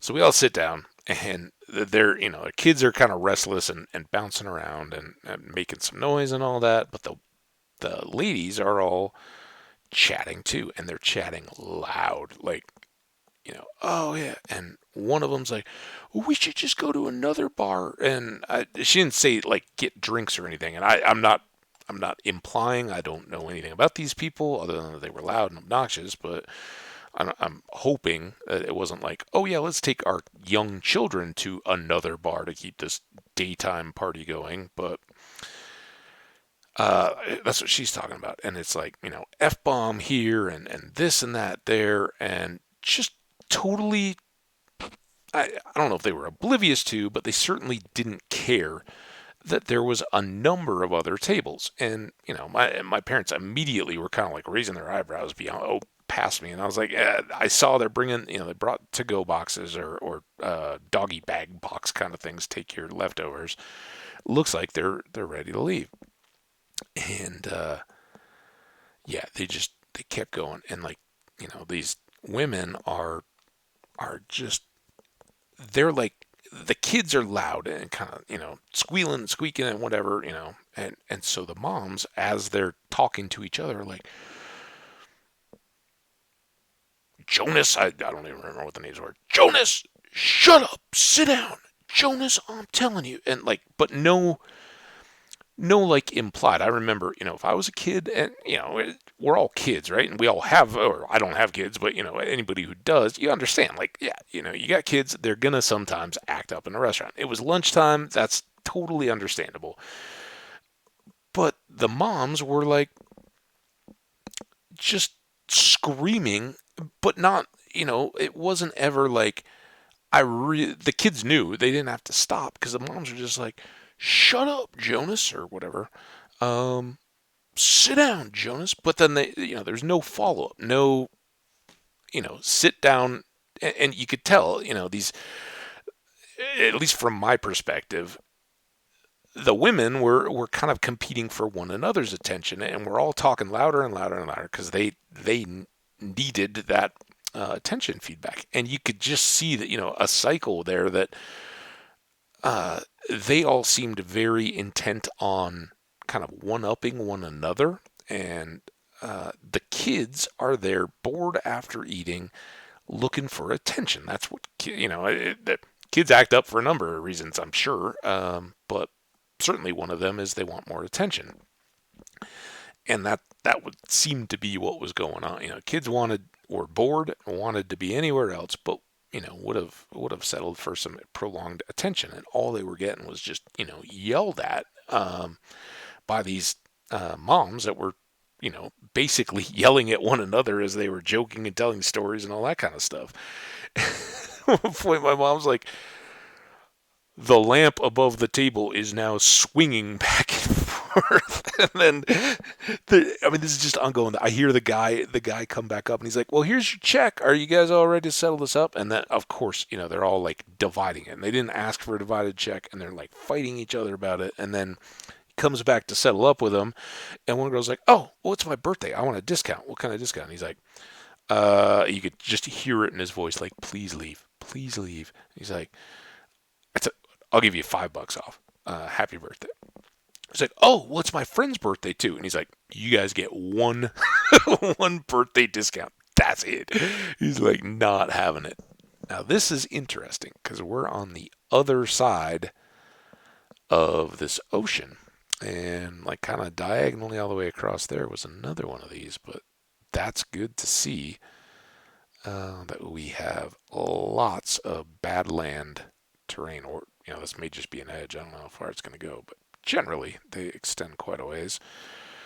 He's like, yeah, you get one, and then you're out. And they still were just sitting there, and we're kind of like we kind of like, oh, let's take the break. My parents are working hard, and they're at this point they're still super stressed. I'm stressed for them because I know they're exhausted, and it's still just the beginning of the move. They got to wait for all the movers and all that kind of stuff, and so we're just kind of like, all right, let's eat quick and just get back to it. And I'm looking out of the corner of my eye, and like all the staff are on the opposite side of the restaurant, just like hiding out. They're like, we don't want to deal with this. It was so crazy. And then my mom was like, oh my god, because the people sitting on the opposite side of them have been like, and we're out. This is not pleasant to hang and like have any kind of lingering conversation. So they jetted. My mom's like, one of the kids is salting the next table, and like I totally turned around, and he's up with the salt and pepper shakers, like has escaped the booth that his parents or his mom and all these other adults are in, is at the next vacant table and is just pouring the, the salt and pepper shakers across the top of the just wiped down table. Like, yeah, that's fun. So yeah, if I mean, again, I'm not a parent. I don't like the whole idea of people who are not parents going at me like, "Oh, you should raise your kids better." I get it. Like, dude, it's tough. It's got to be tough to be a parent. Um, but there's making a problem worse. And then there's just being like, "Oh my god, my kids are a handful today. I need a break." This was the making the problem worse kind of variety, and it was seriously. I've been a part of some kind of obnoxious crews. I'm sure I've seen a lot of stuff. I've been a server in a restaurant. You see that kind of stuff all the time. This was by far the most obnoxious table of parents and children at a restaurant I've ever seen in my life. It was epically bad. The kids salting and peppering the table while his whichever one was his mom, they were just random voices to me, but whichever one is just laughing and shouting with their kids. So that coupled with the airport video lady, I was like, man, what's going on?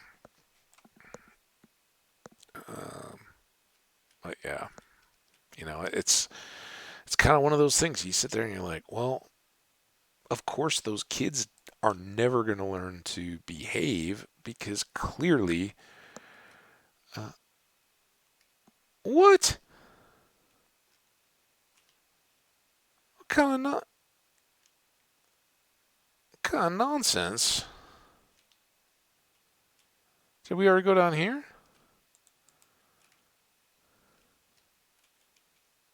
Well, that's something. No map. Worst ship ever. Um, yeah, the kids. It's kind of like, all right, well, somewhere along the way the cycle got broken, and my parents are like, man, um, the server really should have. And I was like, no, man, today, I think even maybe 5 years ago or something like that. If you're a server, and if I was a server, it's awkward, and depending. I have not been a manager um, at a restaurant or bar or anything like that, but I have been a server, and lived on tips and all that kind of stuff. I would have I would have said something, like, hey, um, it, clearly you're done dining. Um, we really need to free up even though the restaurant's clearing out, like I really need to clear up this table because I would have known that this is, nobody else in this restaurant is going to stick around to have an extra drink or anything like that, which is going to affect my pocket because this is not a pleasant place. You're wrecking the whole establishment for all the other guests. But today, and it's been a long time since I was in that kind of an environment, I'd be sort of sketched out too because you go confront somebody like that, who's to say that that person isn't gonna take matters into their own hands and um, cause you some real harm. Did I just what did I? That was my bed. Shoot. Do we see a bed? Bed. I know you'll float. Oh, there it is. Okay, saw it. There it is. I realized when I wasn't turning, as I was going between the coordinate view and the not coordinate view, I was hitting Q. Like, oh, and that's a bad one to find out you don't have. So yeah, I don't know what the situation would have been there for a server because on the one hand, my view's always been, you get to a table, it's yours. You don't want to go. You can do some things to kind of encourage folks on their way out, especially if it's like the beginning of a dinner service and you're hoping to turn that table twice. Um, you can kind of do stuff to keep them moving along. But at the same time, if you're going out with friends and expecting a long evening of drinks and chatter, and I'm talking more at like a restaurant, right? Like, a sit down, go to dinner. If you're going to, like I say, a lot of times I go out to trivia with friends at, a bar restaurant kind of deal. But that's a different deal. If the place itself is creating an event and encouraging people to be there, I have no problem hanging out. And especially, if it's a bar type thing, the idea there is drinks. And as long as you're still continuing to get some, what is going on? How did I? Oh, I got turned around when I picked up the stupid bed, I guess. Man. South. I don't want to go south. I suppose it's almost. Well, it can't be that. Almost sunset because we're facing the sunset. All right, let's go this way. Go towards this ship-looking shape out here. Um,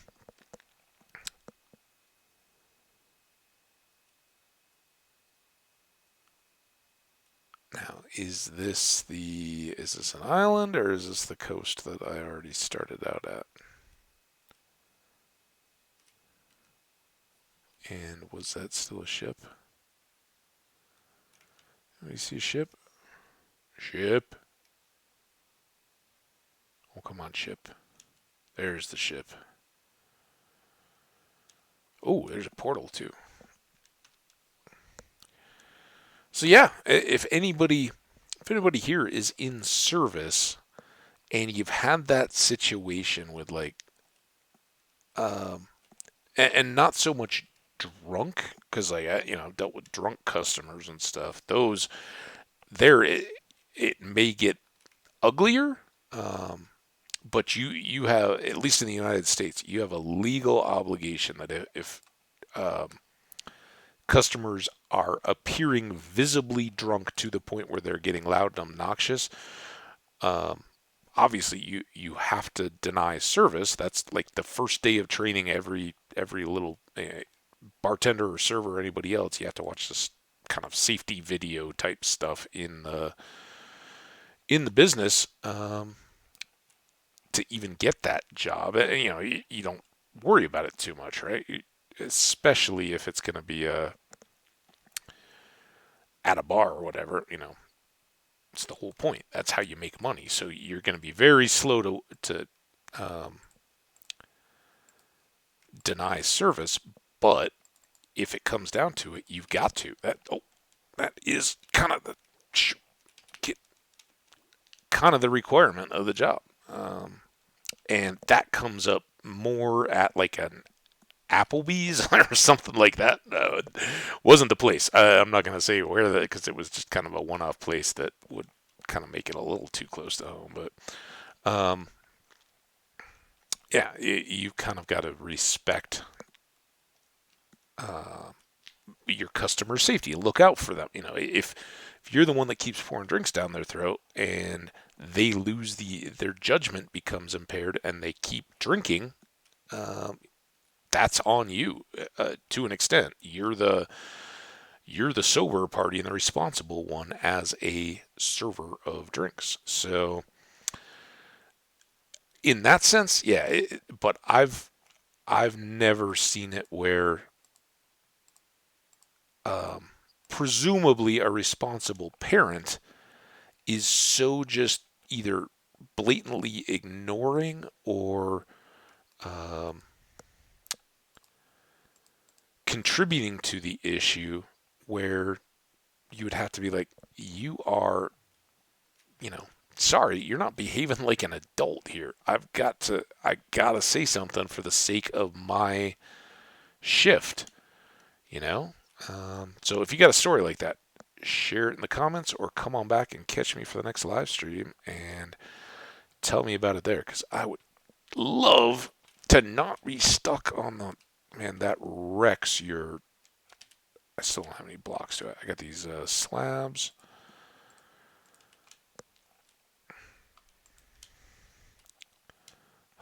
So much more peaceful.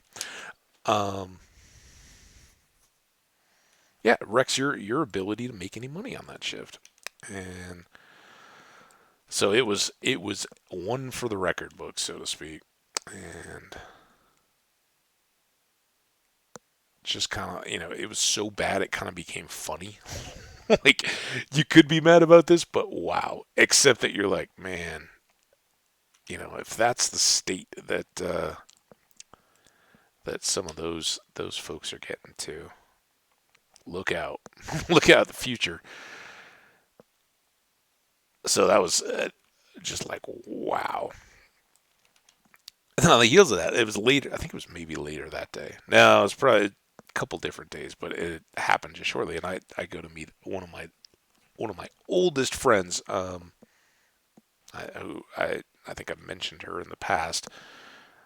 We our parents knew each other, and we ended up in the same kindergarten. We lived that close enough together, but then they moved away for a number of years in our childhood. And she moved back kind of in middle school age, and we knew each other through then. We all went to the same church and would go on trips and all that kind of stuff together. So while we weren't like tight friends in growing up and going to school, we always knew each other, and because we kind of had that family element in this background, it was kind of like, yeah, we're good, and we ended up both going to the same college, which was a long way away from home. So, it was kind of cool. While we, again, weren't particularly close at college, we didn't, have the directly same circles or anything. We had the common experiences and known people and all that. So it was very cemented a lifelong friendship that has kind of persisted because, again, our parents, that's one of the sets of friends that my parents are going to be missing, not having close at hand now. So I think we need to make an immediate turn here. Should be getting close though. Like I said, lots of coral ocean.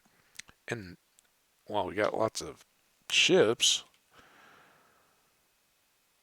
Did I miss looking for another map? No, we had the portal and we had the food stuff, right? Um, yeah, we kind of got this. Oh, well, at least until now, we had this. I'd be back uh, in my parents' hometown every, like in the summer and in the Christmas, and we wouldn't see each other all the time. But a lot of the times that I come back, we'd go, I'd go hang out with her family, or we'd go grab a drink or a coffee or something like that. So it was kind of cool. We can always just pick up right where we left off, and have enough shared background and stories to, hey, where are you guys at? What's going on in your life? What's going on in mine? Share a few old laughs, all that kind of stuff. Really, really cool when you have those kinds of friendships that go through life. But I'm telling her about all this crazy restaurant experience that we had the day before, and she's like, "Oh, well, by the way, I'm gonna get this," and I was like, "No, no, no, no." They'd had me over for dinner at the holidays, and I was like, "My treat." And she said, "No, we had a school fundraiser, and I bought gift cards. That's one of the deals." Like silent auction kind of deal for their kid's school. And I was like, well, we need to. What's going on? Oh, this one needs to be positive. This one needs to be negative, so we do still have a ways to go.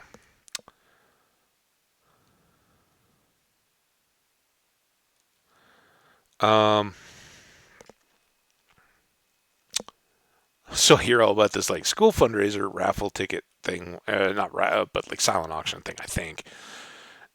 And it was like a bunch of $25 gift cards. She's like, oh yeah, we actually went out to this thing. It was a couple, like, oh, COVID, nobody's been out doing too much. This was kind of a fun thing we hadn't done in a while. Um, and we did this thing to support the kids, and we got these gift cards. So I'm gonna do it. I was like, well, I got tipped, then whatever. That's nice of you, but I feel bad. I want to get that for you. Um, and she goes to pay, and the guy takes the cards, and he comes back, and he's like, I'm really sorry, but these expired like 5 days ago. And she's like, what are you talking about? And he's like, it says right on the on the fine print on the back of the card, these these were done like the week before. And she's like, the fundraiser was like less than 2 weeks ago. You're telling me that I got cards that I bid on for way more than the face value, right? Because fundraiser, um, and they expired, basically within 10 days without. And he's like, I don't know what to tell you, but these were a holiday deal, over holiday, and it was like, spend $100, get 50 back in these gift cards. They're not the ones if you walked up and bought a gift card, you would get, those would be non-expiring. They're kind of cash value, and you can hold on to them as long as you want. So similar, bad deal, different deal, and um, of course she was, I was like, hey, cash you go, and she was upset, and reasonably so. Like, man, that is a rough deal. And probably nobody's intent. I don't think anybody would have ever intentionally made something like that happen. Or, oh, is that dark oak forest? Oh, yeah, it's a dark oak. Dang it! But I think this is getting pretty close here. This is the right biome at least. Um, I had not seen the dark oaks. I went the other way, obviously. So that's a good thing to note. Maybe we'll grab some mushrooms on the way back. We really didn't find too much more landmass, but let's see if we can find the spawn stuff. If I had a bow, I could take out that creeper too. Or he can just despawn right there. Perfect. Thanks, game.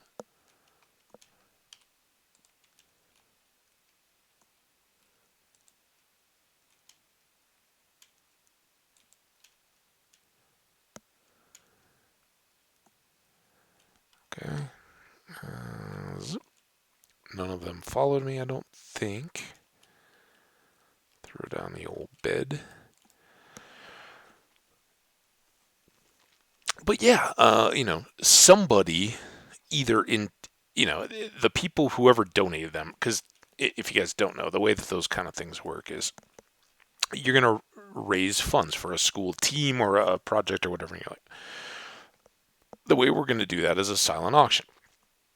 We're going to make some prizes that people, can make a use for, and usually they are like gift cards to a spa or restaurants, movies, that kind of stuff, and they'll be listed, like 2 tickets to a sporting team or whatever, and they'll just put them in, and people know you're not trying to. This isn't like going to the auction of an estate sale or something like that, where you're going to go try, or, an auto auction or something like that. You're going to go try to get a deal. These are ones where you're intentionally going to put in more than what the value is, but ideally you buy yourself something that you wouldn't have normally done otherwise, um, as a part of the experience. Oh, it feels like we've gone.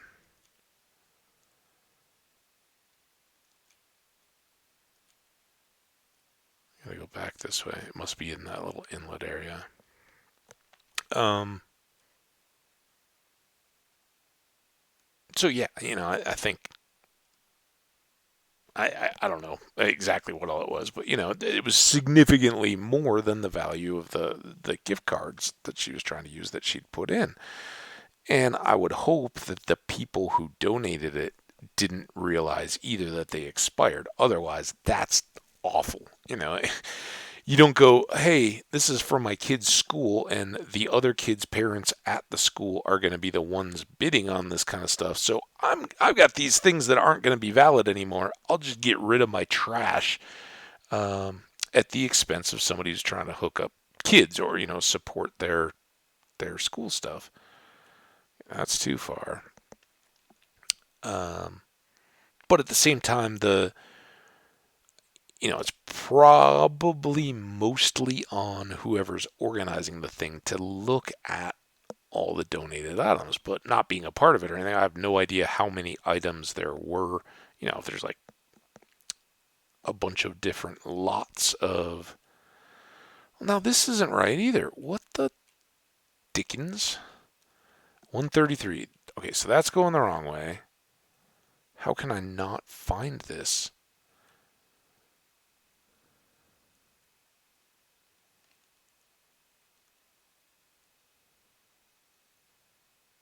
Is it back in this corner? No, now this one around here, maybe. Man, I really wish I'd had some torches at the time. Here?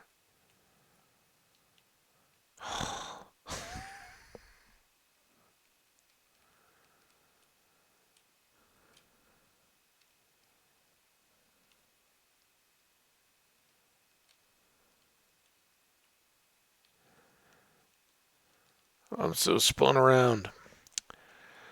Yeah, sometimes it's just, hey, you're doing a deal and you look at the thing and it says, but you kind of gotta check those things, I would think.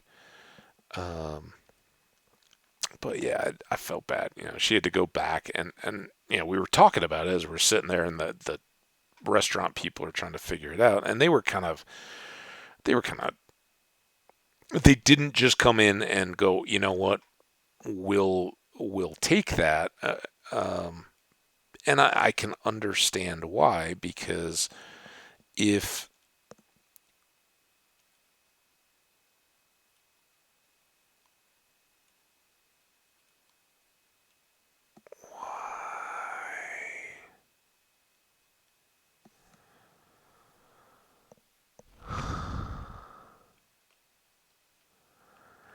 if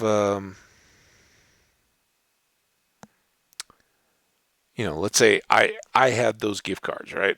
I'd bought them or got them or whatever, and I realized that they were no longer, they just expired and I didn't use them. And I'd gone into wherever the restaurant was, bought some food, and then never just got back around to use them. If I wanted to try to scam that and get some extra goodies or get some value out of it, I think the way to do that would have been to.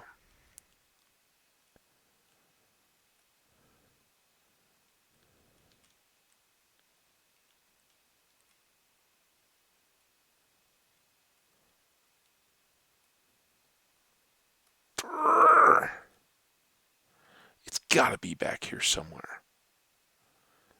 I think I must have spawned up here. Let's go.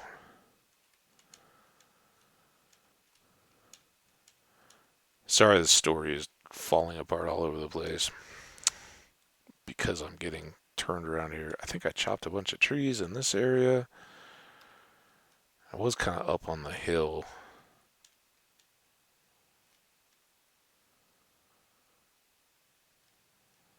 Yeah, I think I was up here somewhere. And I kind of plopped down. There was like a little cove. And I made a little hidey hole, and I wanted to go back and see what goodies I had in there still. I may have taken everything of value, and this may just be a total waste. But we already got the ship stuff.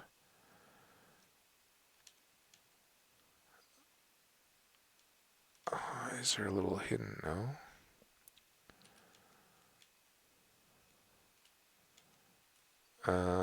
Sheep, do not push me off the edge. I'm lost enough as it is.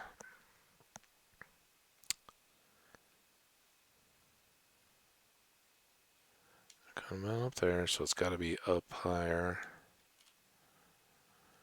Like somewhere here.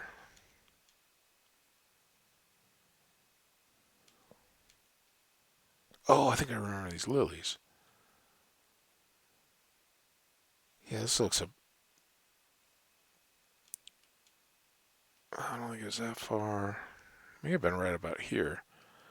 Because I can't. No, I think it was back in the trees more. I think I was looking out and going, huh, where did I spawn and why isn't it loading in more of the world? And it was showing me the ocean, but I didn't realize how high my Y level was at that point. Anyway, spawned about here, and I think that this little cove thing was over this way.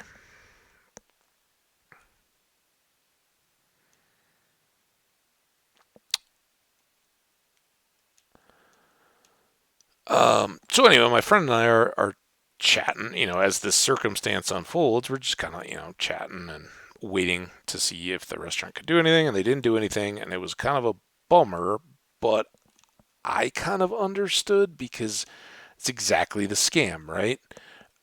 Yeah, see how hidden this was? This is where we want to be, though. So, let's go here, hit the water. Whew. Um,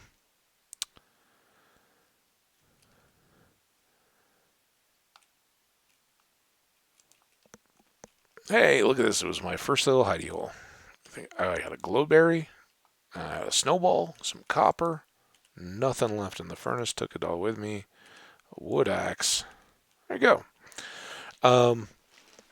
Yeah, anyway, the story. So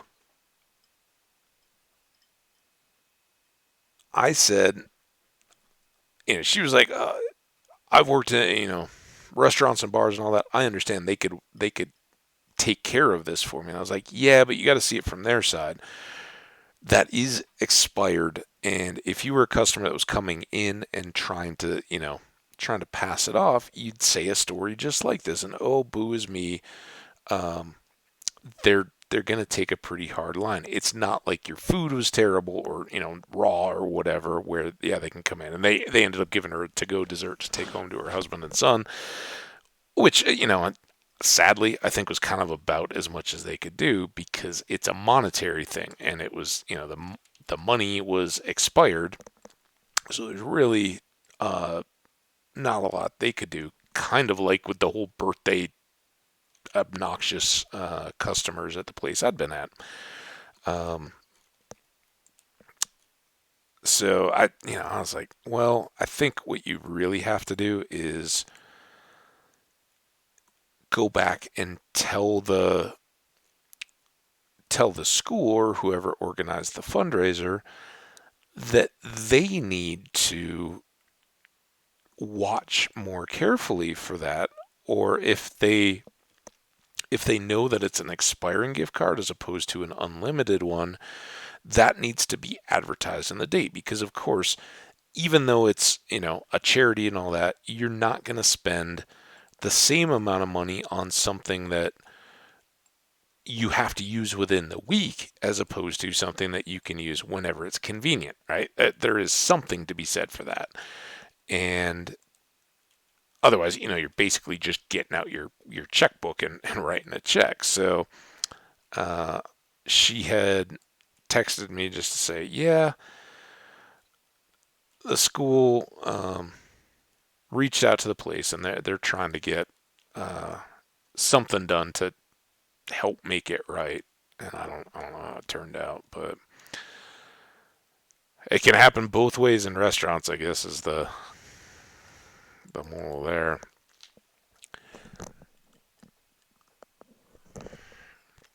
Tough job.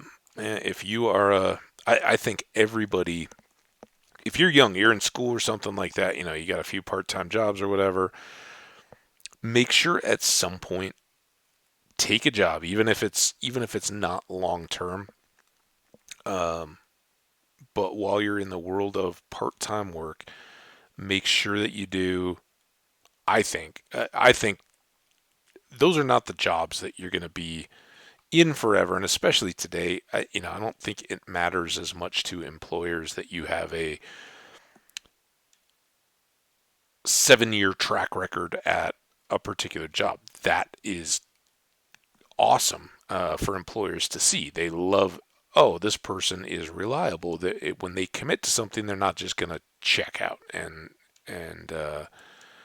go on about their way. Within a week of taking the job, you want people that are going to at least stick it out, and get past that. If you go through the process of getting hired and all that, and they take the time to train you, and then you turn around and go, I hate this job, I'm going to quit.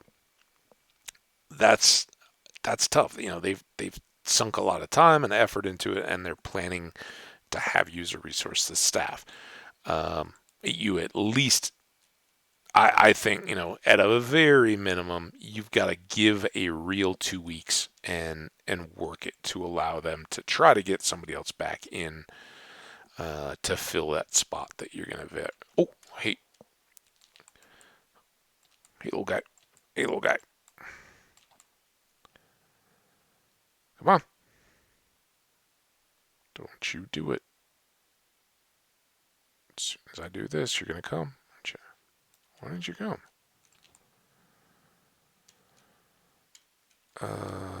Okay. But that being said, I think you do have the freedom while you're out there getting jobs that will just help get you a little bit of extra cash. It's not going to be your career. It doesn't have to be your passion. I can't strongly enough say go get a job in food service at some point and get a job in retail. That may be tougher. When I was a kid, um,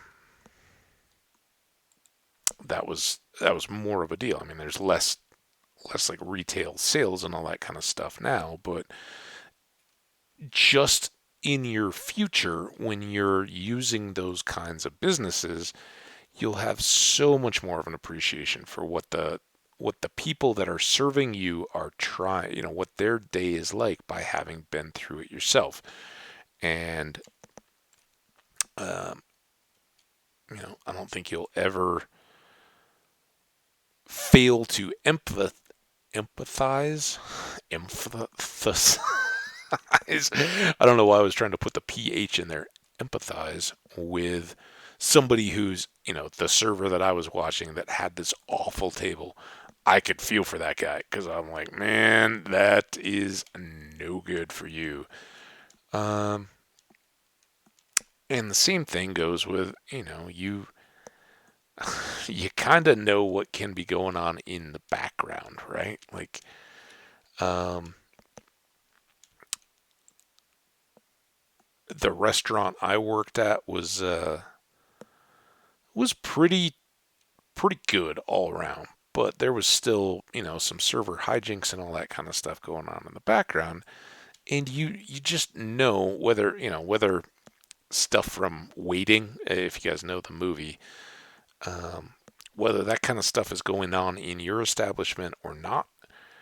Um, and it doesn't in all establishments. I think that's a huge part of management needs to say, no, I don't care how bad it is. You can come back in here and complain about the customers and all that, but you will never touch the quality of the food or anything like that. But it can happen in places. And there are some places where those managers kind of rose through the ranks and they kind of think it's a laugh. And those business owners or franchise holders or whatever they may be would be very disturbed to find out that that can't, because man, you ever get hit with a health inspector or anything like that who realizes that your staff is doing anything to the food, it may not be an immediate shutdown, but it is devastating. You will get so many fines and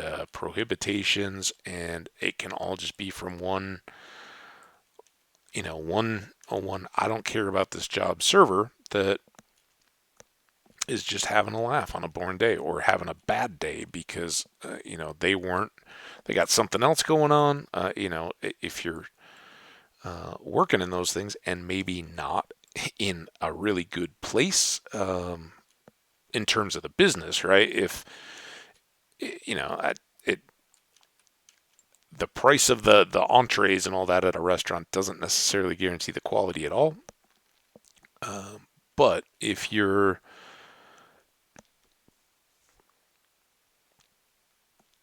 I really kind of thought this went further.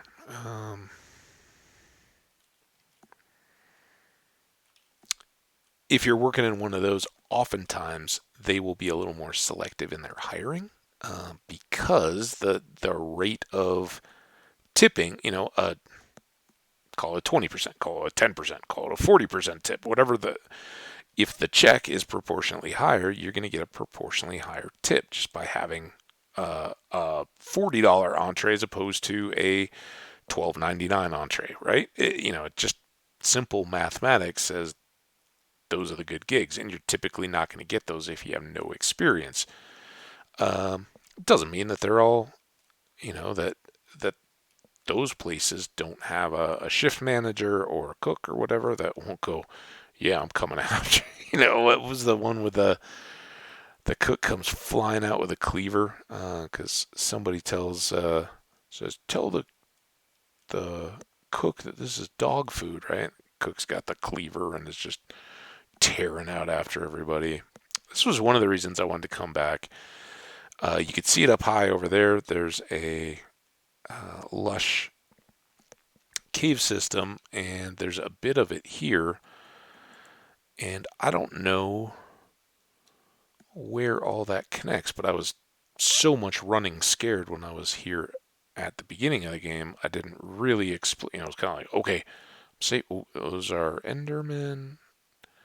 We won't tangle with them just out in the open field yet with just iron stuff. We've had that go bad at a dragon fight. Um, so yeah, uh, go get a go get a restaurant gig if you're just starting out. Even better um, if you've got some real world work experience and maybe you're a parent and your spouse is kind of got the day-to-day job and you're looking for something after the kids are now back in school that you can just pick something up. Maybe if it's your personality, those can be an absolute blast as kind of a part-time I want to get out. I want to help the family a little bit, earn a little bit of extra money, but not have to bring the stress of the job home with me afterwards. I think those are, I kind of look at that as like, oh, that could be a fun gig. It's got to be the right people you're working with, and uh, productive enough to make it worth your while. But if you can check those boxes, it can be an absolute blast. And I think those kinds of people can do really well. You think, oh, this is just for young people and all that, but um, you can bring that kind of organization and I don't know if it has to be seriousness, but you kind of the work isn't the work for somebody who's maybe already had some kind of a career and has managed a family. I guess I'm picturing a mom in my mind um, who's had the challenge of already running, taking care of kids and, getting them out the door to the school bus and all that kind of stuff. You do all that, remembering people's drink orders and going back to the table. You've just trained yourself. Whereas somebody who's kind of getting started in the working world and is always, if it's a high school job, um, I think a lot of those kind of just organizational things you really pick up later in life. Um, you're up through like a high school education is kind of built around instilling those, but it's a progressive deal. When you're in elementary school, you don't have much you need to be responsible for except in the small doses of assignments and things like that. Like, okay, but your parent, your teachers tell your parents what's going on. There's usually like a website or something. Hey, you gotta get back in here and do that. Ooh, I thought I heard it may have been the torch. um, when you get to high school, the teachers may not post your homework on the little teacher school website thing for the parents to go check and say, hey, when you tell me you don't have any homework, I can see you've got a report due next week. Is that done? I haven't heard anything about that or seen you working on it. Are you on top of that? When it's college, usually you are not at home at all and you've got to be responsible for all that kind of stuff. Otherwise your parents at the end of the term are going to get a report card in the mail or online or however they do it now. It's like, yeah, young Havage kind of screwed around this semester and was having a whole lot of fun but not putting the priorities where they were. And that's kind of for me at least, that's why I said Havage. um, that was kind of the finishing of, yeah, all right, I I need to prioritize that, and it's nobody else's responsibility but my own to um, make sure that all the pieces are put together, and that not only is it just the schoolwork stuff, but it's all the life stuff. You gotta keep the place where you're living clean, and you gotta keep on top of work and school and your social life and all the rest of that. You can't neglect any of it. Okay, we're here. But you, we need to deal with you. You need to make sure that life's not unbearable because you're not having any fun, but also that you're getting everything done you need to. Oh, you can't even come beyond there? Okay, well, that's fine. Come on. Oh, don't do that. Come on. Hey, we got a pearl. And a grass block. All right, how exciting. Let's drop a torch here. So, fun summary, I guess. Go get a job. If you have a chance, go get a job in food service or retail while you're in that whole mode. When I was young, my first real job, I mowed lawns and shoveled driveways and all that kind of stuff as a younger kid. But um, my first real, like get a printed paycheck from a company and all that was at a movie theater. Awesome job. If you're in school, high school or middle school or whatever age is a. Ooh, why are these all tropical fish? That's odd, but I kind of want them. 5 tropical fish, no water that just sealed up. Do those come out of squid? Oh, is that a tropical fish there? And sometimes you see like cod. I guess, yeah. So these are somehow spawning tropical fish that are then getting kicked and and they're probably hitting the snow and then sliding. Okay, well, good luck, fish. Don't suffocate. How do I get out of here? Is it here? No, this is where I just came from. It's on this pillar, I think. So yeah. Anyway, movie theater, awesome experience. It was, you have different roles. At least you did when I was there. Sometimes you were working the concession stand. Sometimes you were taking tickets.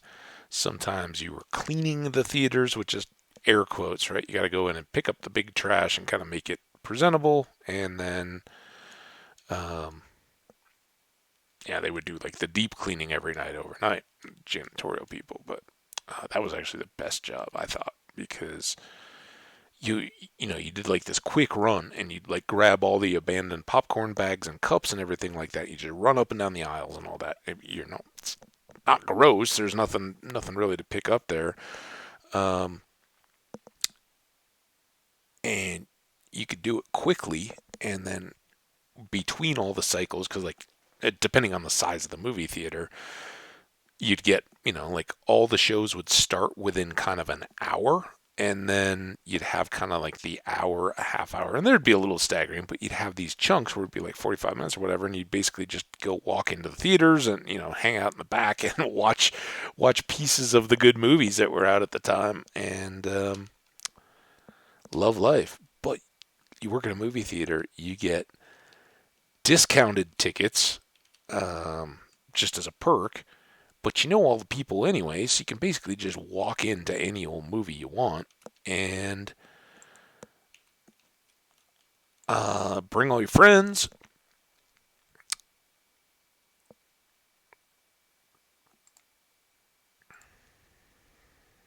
Sorry, I'm just thinking here. Don't need that. Keep that. I don't think we need the grass block. Eventually we'll have Silk Touch and we'll be getting it all the time anyway. Want. Oh, I don't need this. No reason to carry that around because vanishing won't come off anyway. We can combine those. I guess I can put my gold apple there. All right. Pretty good little run back. Like I said, I thought that went more than it did. I don't, but I did want to see what lay kind of around our base. So good adventure. We are at 2 hours and 15 minutes. Go get a job in a movie theater. Awesome. Some of the best like paycheck, and I kept that job. It was my high school job, right? But when I was in college, I kept it, and I told the people, I was like, if you guys will let me, I'll come work one night a week. And it was like Sunday nights or whatever, because over the summers in college, they could just count on me being on the schedule for that night. They didn't have, I would come back in for the summer when it's busier at theaters. You didn't need, it was a weekend night. You didn't need to train me. I knew all the various jobs, and so I could just come in, hang out with everybody. And over time, more and more people turned over, but it was perfect. So much fun. One night a week, get a little, like, at the time it was like work a 4 or 5 hour shift or whatever, get 5.25 or something like that, an hour, and you'd have enough money to fill up the gas tank or something like that by the end of it. $20 or something like that back in the day. Inflation and all that over 20 years plus, it goes a long way, but it was perfect. And I would get all the movies. I maintained that contact, got all the movies. So good, so much fun. So do do something like that while you have the flexibility and the freedom before you settle into a career. And it helps you learn how to deal with public. And the main thing is it teaches you not to be an ass when you go into businesses throughout the rest of your life. In a store, the people that fly off the handle and just like abuse their whether it's a restaurant server or whether it's somebody in retail that's checking them out, or that just like start harassing for an angle. When you've been on the other side of that and you learn it, it makes a world of difference on how you deal with that. So do yourself a favor if you're young.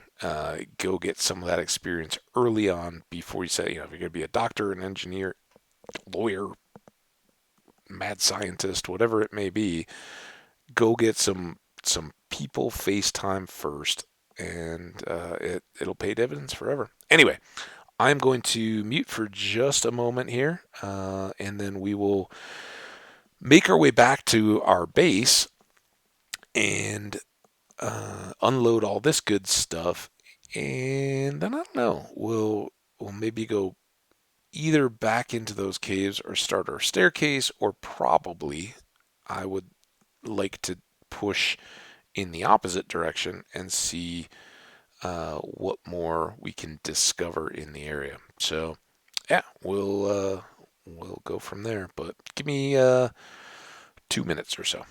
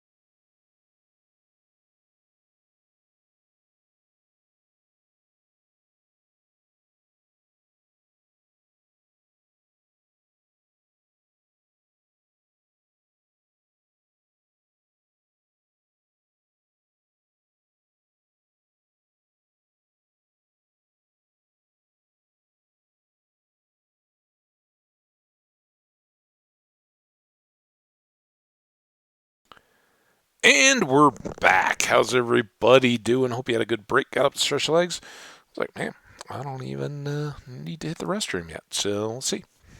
See if there's another break coming up here. All right. We've had enough fun at this little visit. I don't know what time of day it is. Kind of one of the problems of diving halfway down hill under. Oh, there was some coal here. Let's grab this real quick. Because honestly, unless we need to build something, I don't know that we'll be back too soon. This would be a good spot to get more iron ore because we do have some mountainous terrain.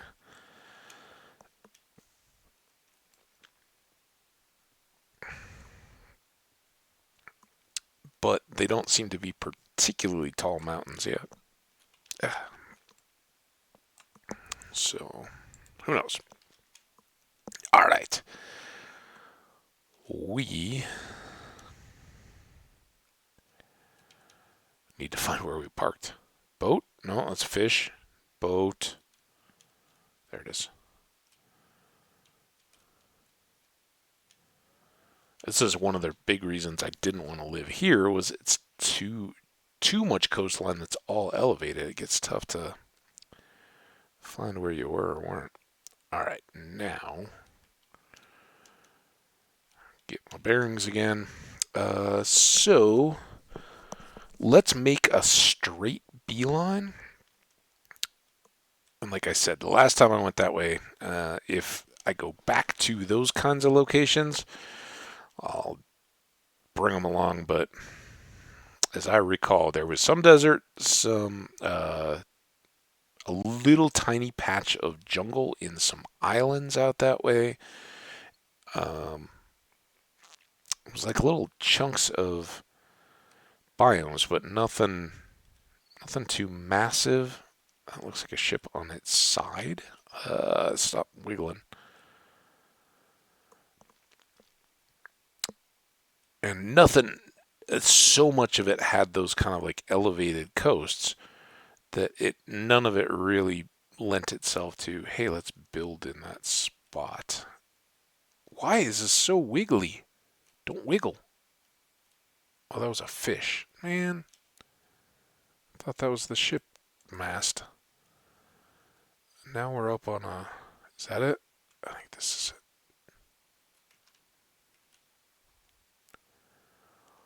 Deep and sideways. Okay. And we got no room. But I do have 29 of these, so let's go...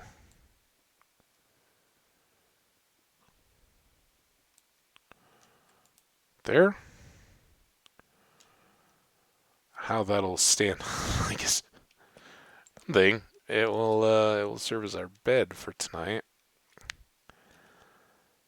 Wait, what? Oh, I put away all the trash, didn't I? All right, well, maybe we'll hang out here until morning and then go have a look. See what we can get. Yeah, with all this coral ocean, we're gonna have a lot of ships. Even if they aren't particularly plentiful, there's just so much that the return on them is gonna be pretty good. All right, let's go. Ooh, look at that. Okay, let's get lined up with this, and then let's go all the way back up. I'm not going to hit any directional keys whatsoever. Let's eat before we do, just in case this turns into a drowning event. Get more air, and then go down. All the way through.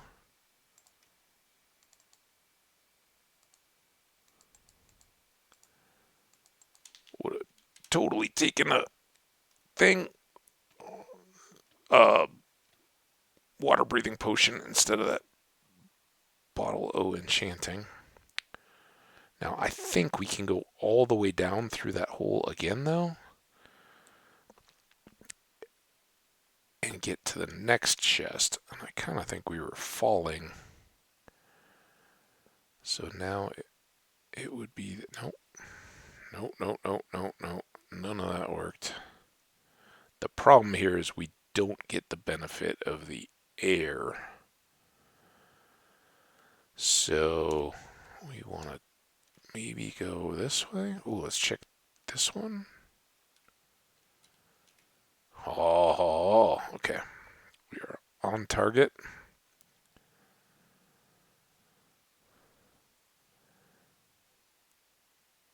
Let's eat again.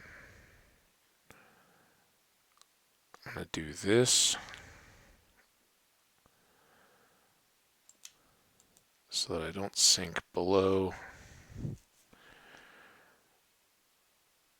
Now, I've got 6 spots, right? This one should really only have a treasure map. Come on. Dude!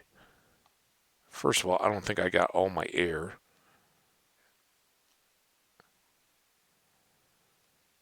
Okay, now all the way back down again.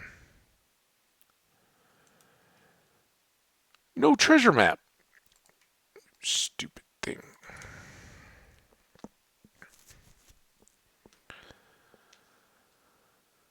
Okay. Do we want to go to the food too?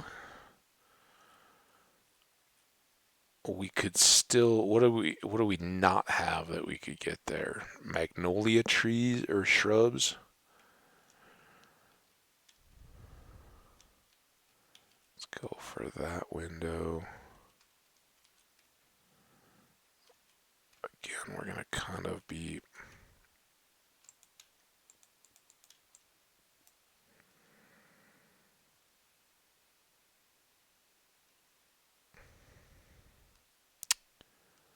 I don't even know if that was the one I just dropped those cobbles, but you start looking around, you get.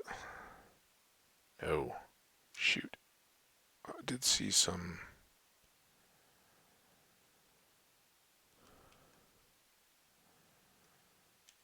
I wonder if it was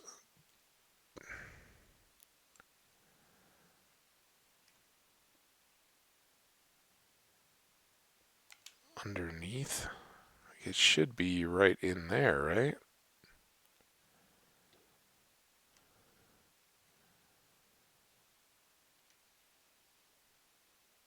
Can I see my...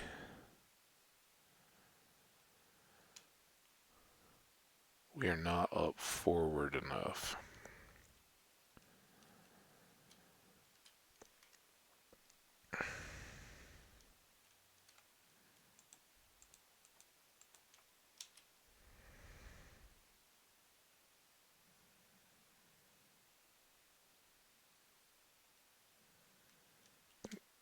Got 4 spots. So enchanted stuff. Enchanted stuff.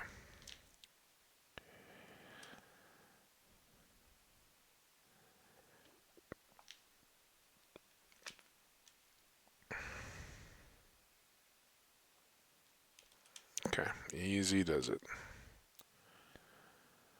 Breaking.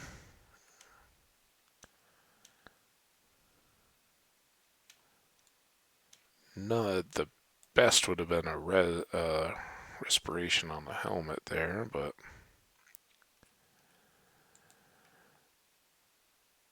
let's go carrots because we've got the others. And do I already have coal? I think I got some coal, right? So we should be able to make one more trip down to get more coal.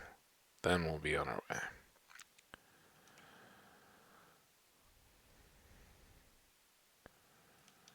Oh, missed it. Oh, man. This is good. Oh, it's a full stack of coal. What did anybody tell me it was full coal? All right.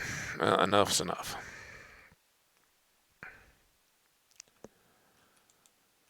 We are still headed east. Away.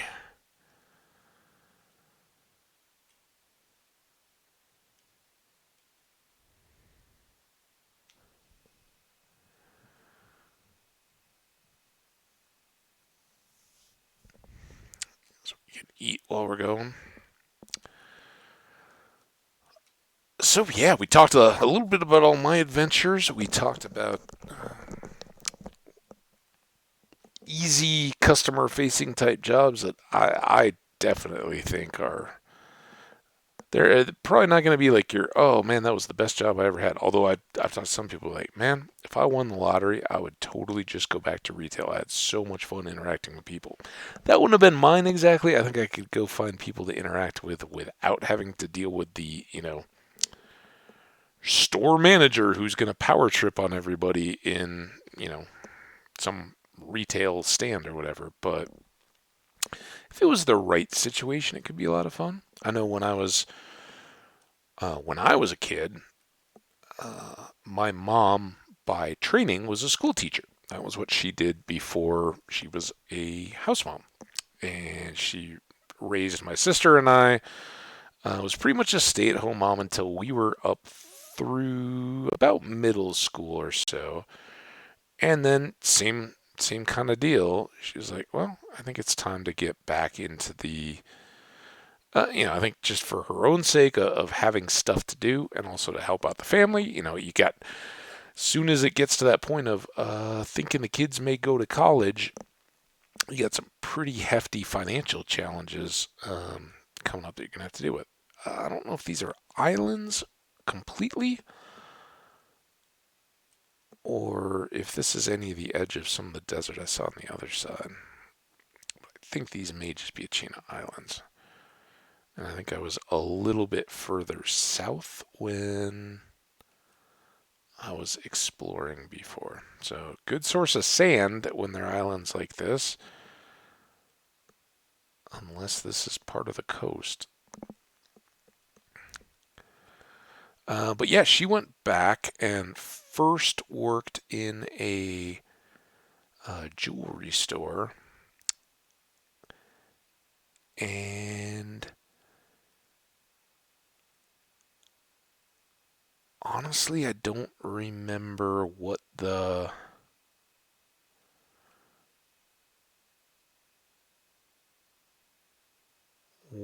deal was there.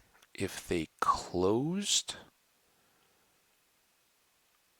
I think it was like a father and son deal, and then one other guy who was like a watchmaker repair guy, um, and my mom was kind of the assistant, kept the books, dealt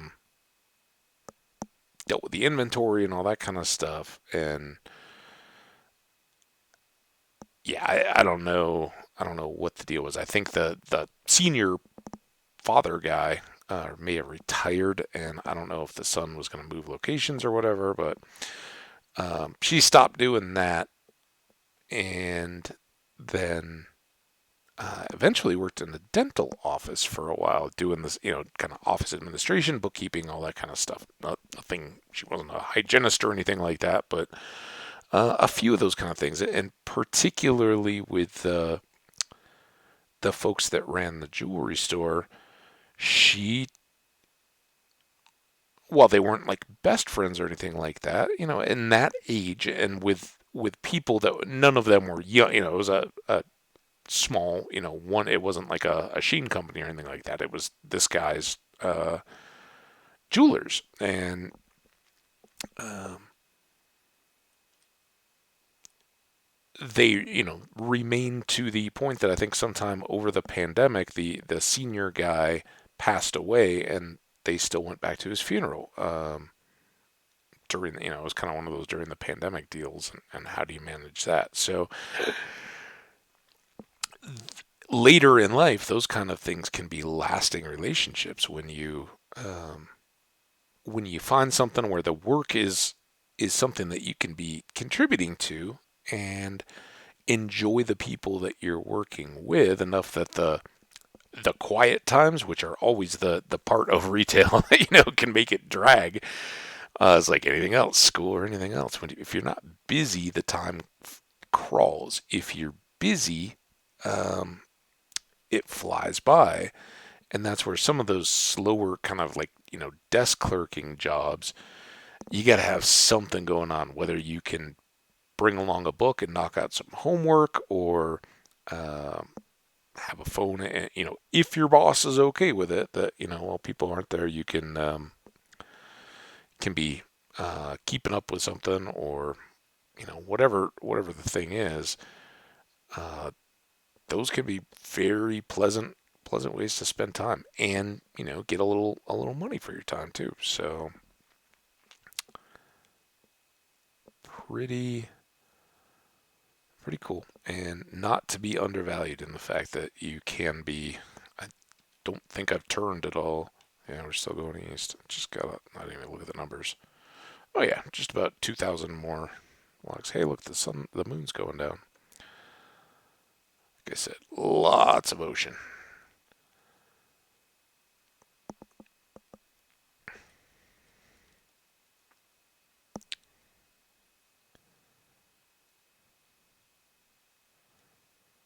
But I think there, I think that it is entirely commendable and undervalued in today's age for either parent. You say house mom or, stay at home mom because traditionally that was, back in the day, 50, 75 years ago, that was the expectation was, a woman went out, got married, found a catch of a man, and he was going to provide for her, and that was something that's, hold on, okay, uh, where are you? Oh, come on.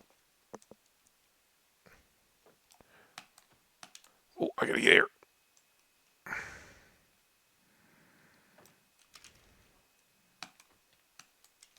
Oh man, he's taken a lot of my hearts.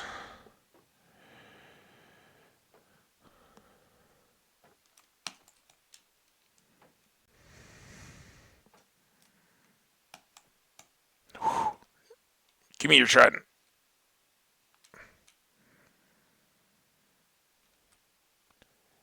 Oh, I guess I didn't have room for it anyway. Let's. Oh, first of all, oh no, my boat. This is trouble. Okay, first thing, eat. What am I even doing? That's not a boat. Don't need the zombie flesh, although that's a good buoy for where the trident might be if there was one. Come on, boat.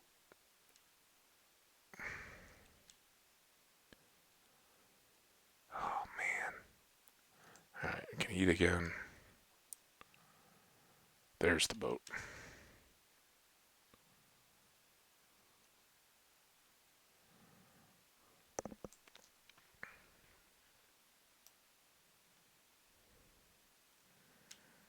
Okay. Nope. Oh, that's fine. Let's do this one though. Boat. I don't even care that much about the chest. Now, we needed to get to. Let's not let another trident guy come up. Negative 741 and 4124. I read those backwards. I don't know why. 4124 X and negative 741 Y. And that is.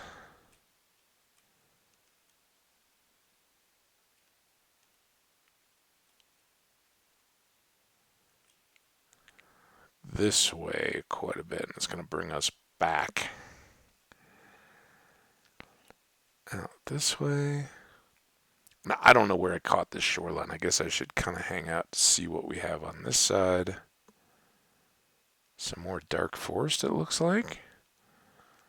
Could be handy. It means we don't have to go all the way back to spawn to get mushrooms or dark oaks or anything like that. Who knows? Maybe there's even a.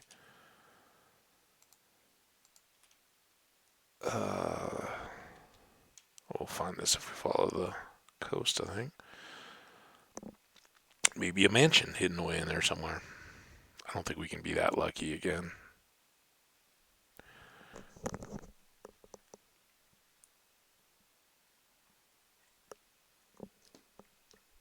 All my ice melted. Kind of a bummer.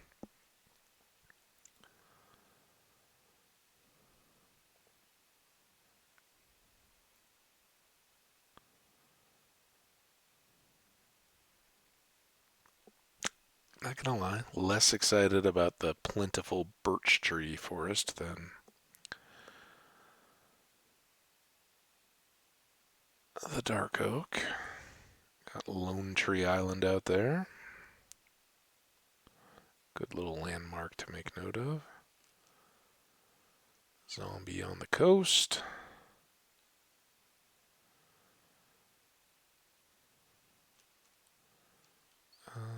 We might as well, since this is not inhabited, go ahead and sleep.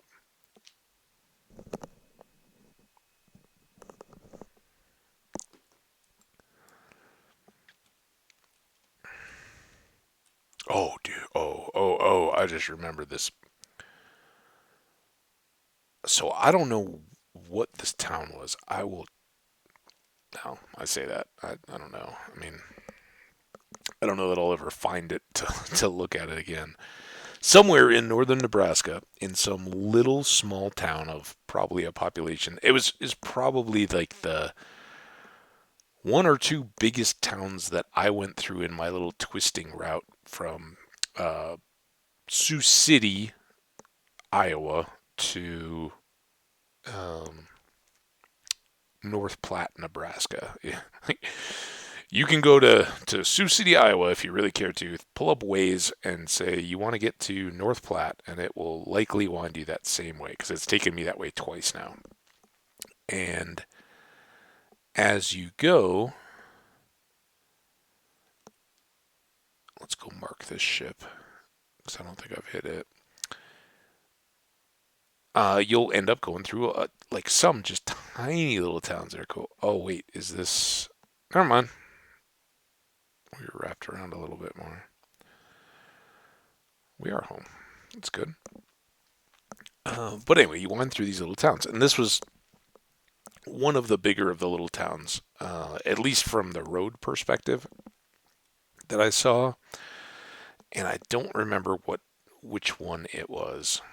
Um, but as you're going through, it's like these are little places, and they don't have any big signage or anything like that. And you're lucky in a lot of them if you have a gas station, much less a gas station and some kind of like a coffee shop restaurant deal. There's just not enough customer base and all that. This is far smaller type stuff than where my folks just relocated to in Iowa. So I'm going through all these places, and I love it because for one thing, it's about a toss up, and for another, it's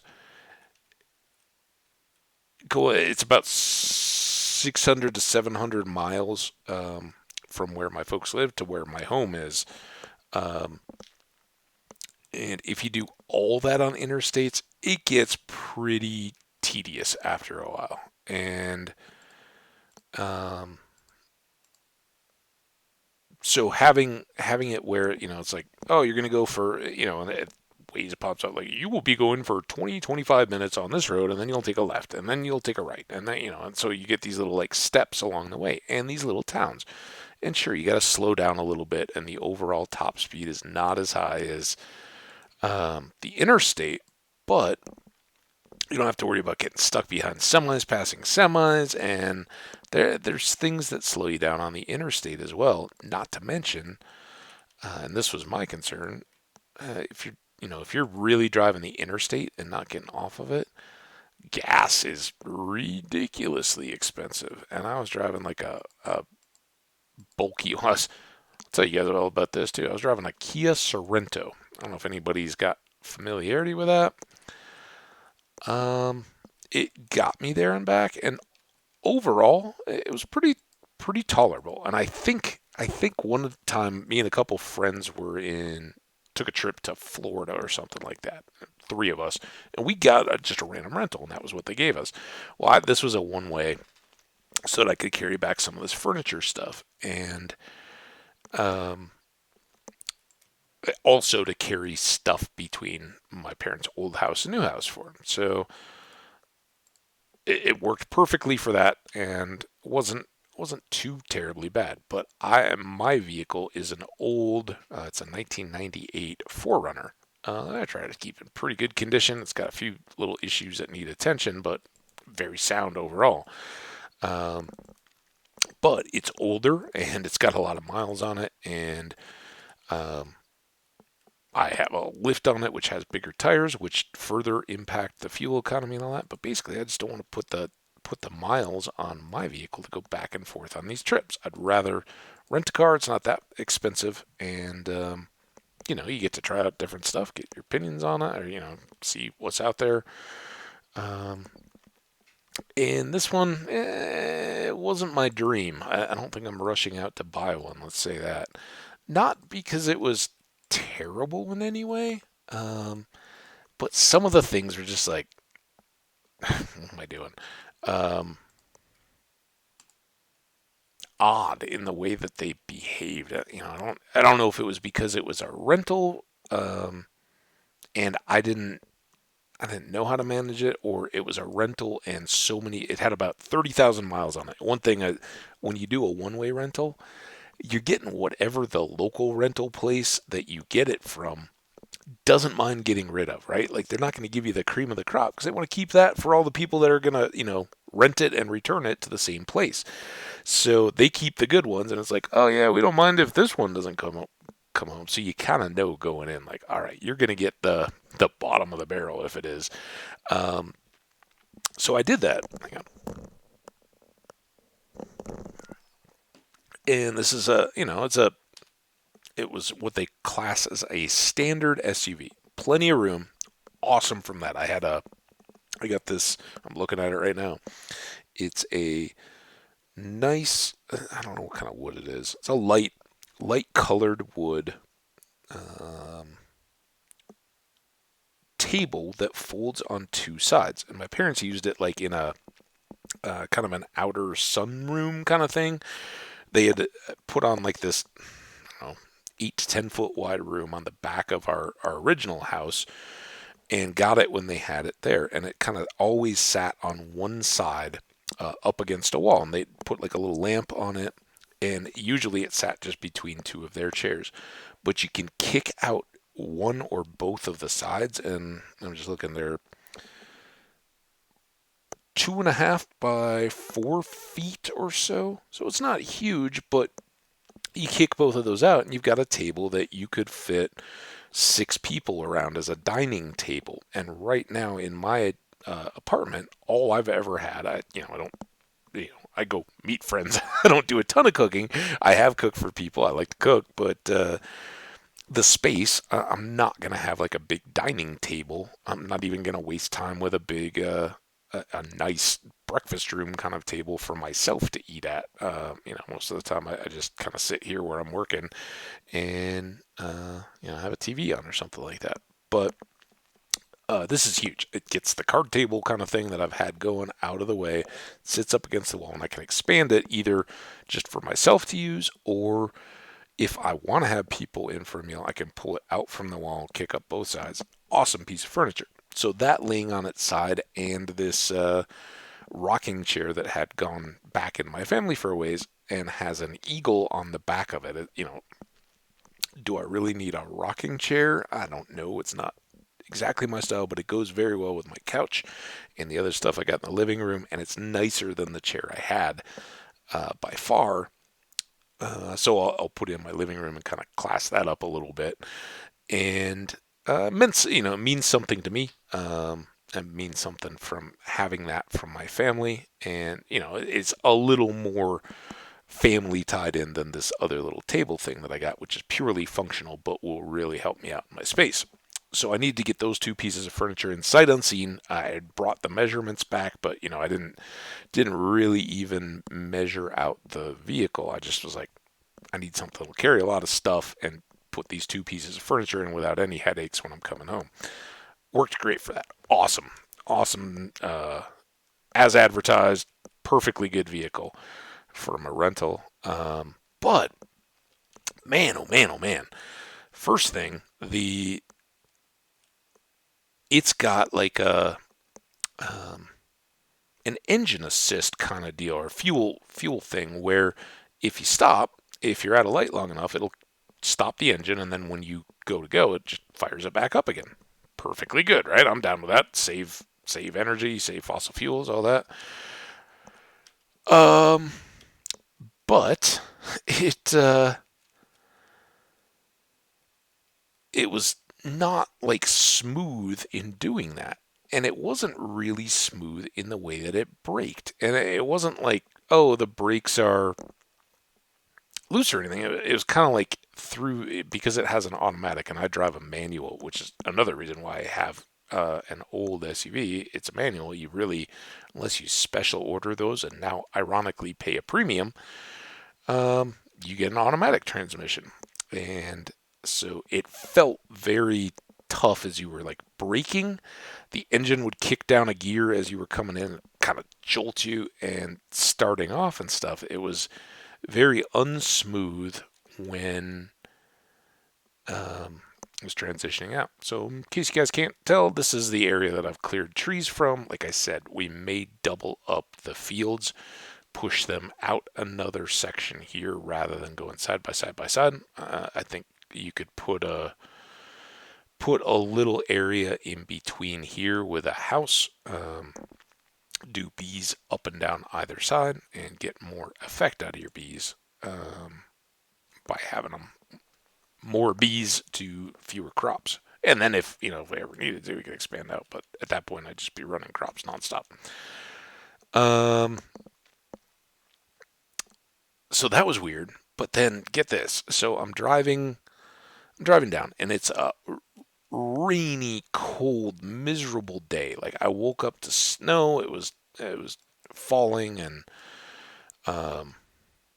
bad. And then this was the day that my parents had already followed the semi down, and I'm waiting for a junk guy to come and clear out.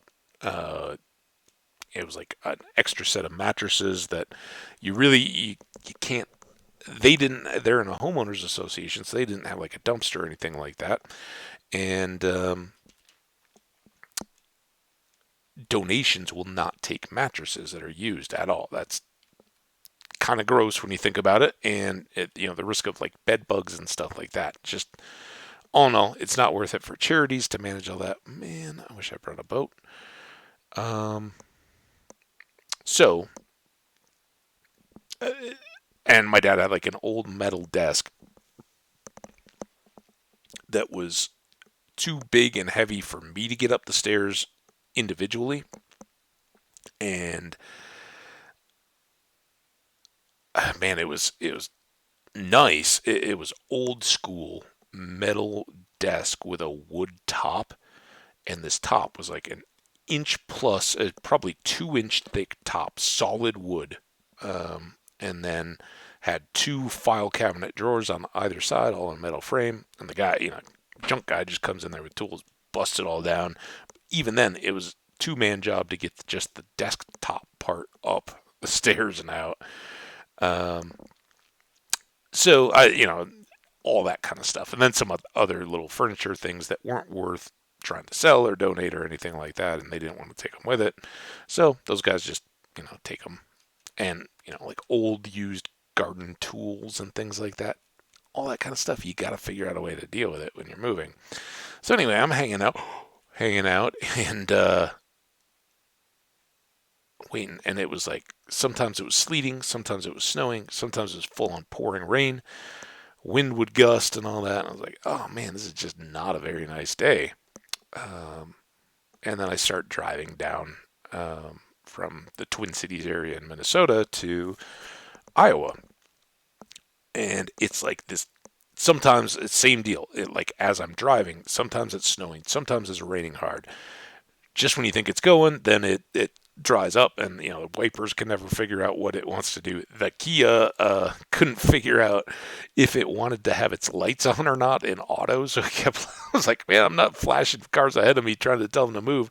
I'm just victim to the lights here. I guess I could have turned them to the full on mode, but I left them in auto. It was entertaining.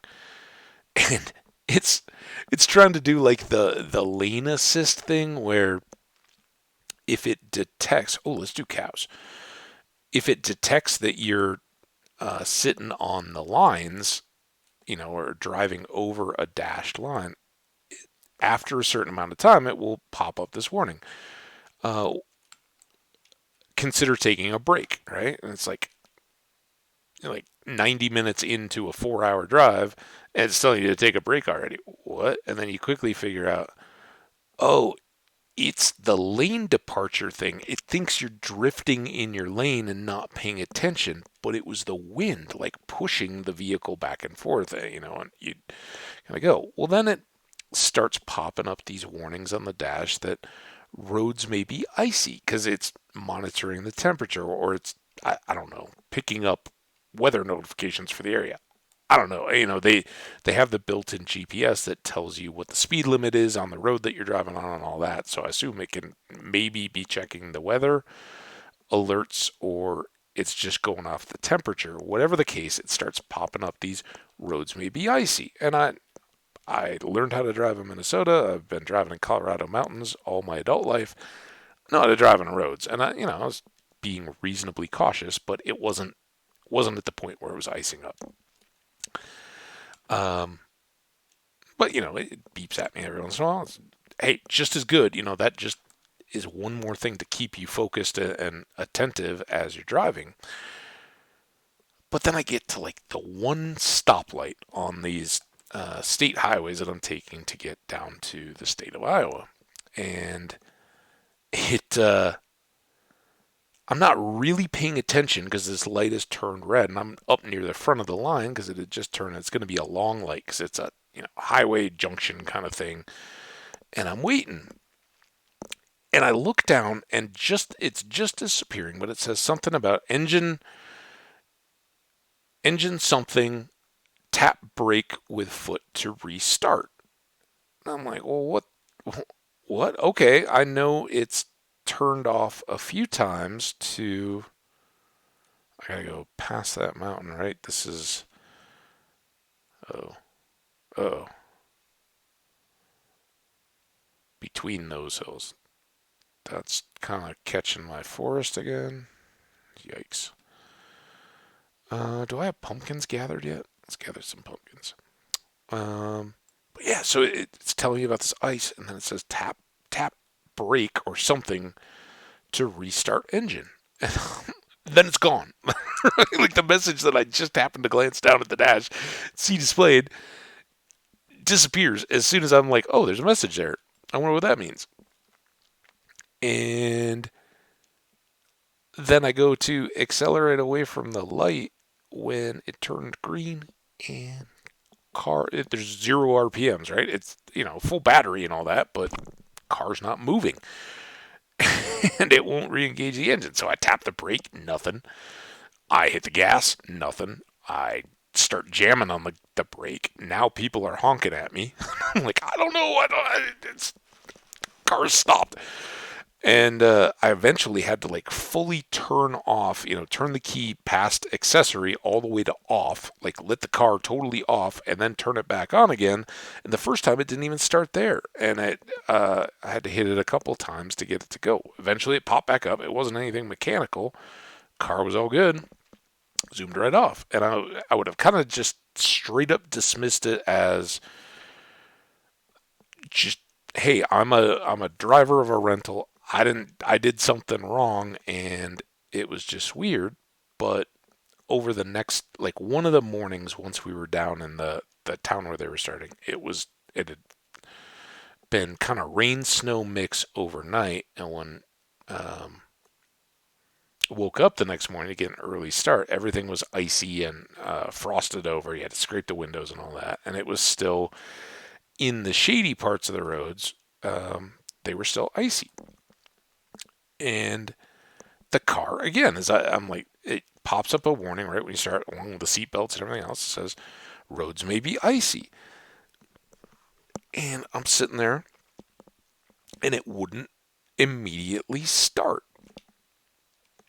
And I don't know if there was, something built in there that you're supposed to be acknowledging that alert and getting it started. Okay, this is our jungle, so we're just going to kind of keep that on the left here and explore some of the rest of this.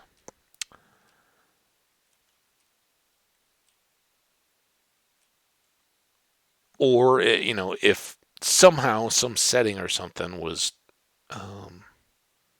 weird. And then the other thing, this one wasn't a problem at all, but on that same little dash screen thing, it kept popping up every time you get in or turn off the car. It would say check rear seats, and I'm assuming that was something that the rental agency programmed in, like, hey, before you return this car, check the rear seats, make sure you're not leaving stuff that you may want back.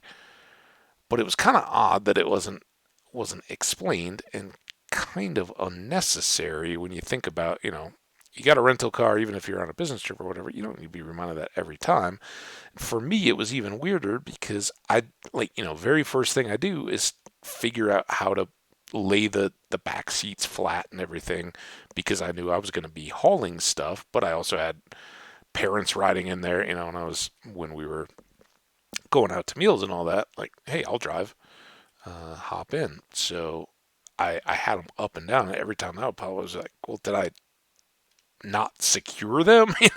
What's going on? It was very, very odd in that. And I think that's something that's going to be tougher for rental car places to manage as time goes by, as cars become more and more smart, quotes, but have more built-in, quotes, convenience features for the drivers. They become tougher and tougher to switch out. It's like your cell phone, right? You spend a whole bunch of time customizing it, and then when you get a new phone, you got to go back through all that process of getting everything set back up the way you like it. Computer, anything else, your car is becoming more and more that way. And when you just need one to get around, all those things that are supposed conveniences just become huge pain in the butt. I don't want to spend 20 minutes learning how to navigate my car settings. And there was stuff that I would have used more. Like I never ended up getting my phone integrated with it because it would never set it up when smartly when you were driving. You had to be stopped and in park to configure any of that. And I was like, man, I get it, but when you're trying to complete when all the times that you're doing the drives, when you would think about setting those kind of things up, are multi-hour drives, you're not going to stop and spend 10 minutes of that potential trip time just to, so I basically was using Twitch. I was watching a couple streamers that I enjoy for the parts of my trip where I had coverage. That is one drawback of not being on an interstate. You don't have as good cell coverage in some of those smaller back areas. And I think I had cell because like my Waze and all that was always fine, but it just wasn't enough to stream continuously. And to the Kia's credit, the front console had 3 USB outlets, one of which would have just let me manage the thing without having to set up Bluetooth, which I love Bluetooth. It's great when you've gone through the time of pairing everything, but man, you don't want to set that up on a rental. I don't know. Maybe for some folks that live with it more, it's fun, but it's a rental, and it's like, man, this was an exceptionally long time for me to use a rental. Usually, it's just like, I'm getting to the hotel from an office and back a few times, and maybe going out to grab some dinner. I don't need to pair my phone with that, right? Because usually on those types of business trips and all that, you're staying at the hotel that your business approves for you to stay in, and it's generally the closest one possible to where you're going for meetings, customer site, whatever it may be. So yeah, I don't know. I'd rather, and I was very happy to see that it did just have one of the 3 charging ports for the USBs that was marked as the one that would integrate. So had I spent the time in park to set it all up, I could have just USB managed the phone through there. But what I really was hoping to do was have my Twitch and Waze and everything go through the car stereo, because I wasn't watching Twitch. I was basically just podcasting a streamer, and I actually had the times that I did look at my phone, it was down in the console with Waze displayed so that I could check the mileage to a next stop, or or see what the name of the road was, or whatever the case may have been. So yeah, overall not terribly disappointed with it. The other thing though, man, this is true for all SUVs. I think the Kia probably has a little bit less weight than my 4Runner does that I'm used to. Um, but I already at the beginning of the stream today, I mentioned the drive home was windy, crazy windy, eastern Colorado, and I was listening to the baseball game at the last bit, Rockies opening weekend, and they were playing the Dodgers. I had friends at the game. I had mistakenly said, "Oh yeah, I'll take a ticket to that game. Sounds like a blast. Sunday afternoon, opening weekend."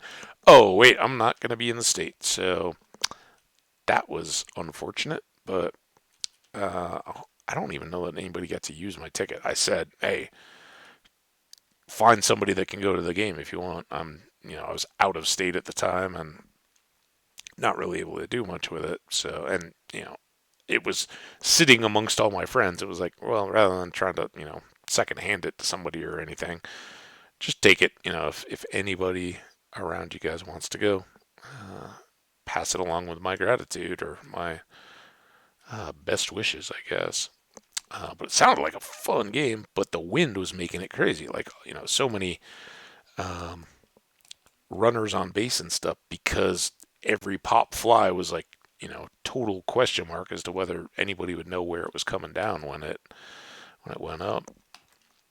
But I was getting that like 40 times worse out east, and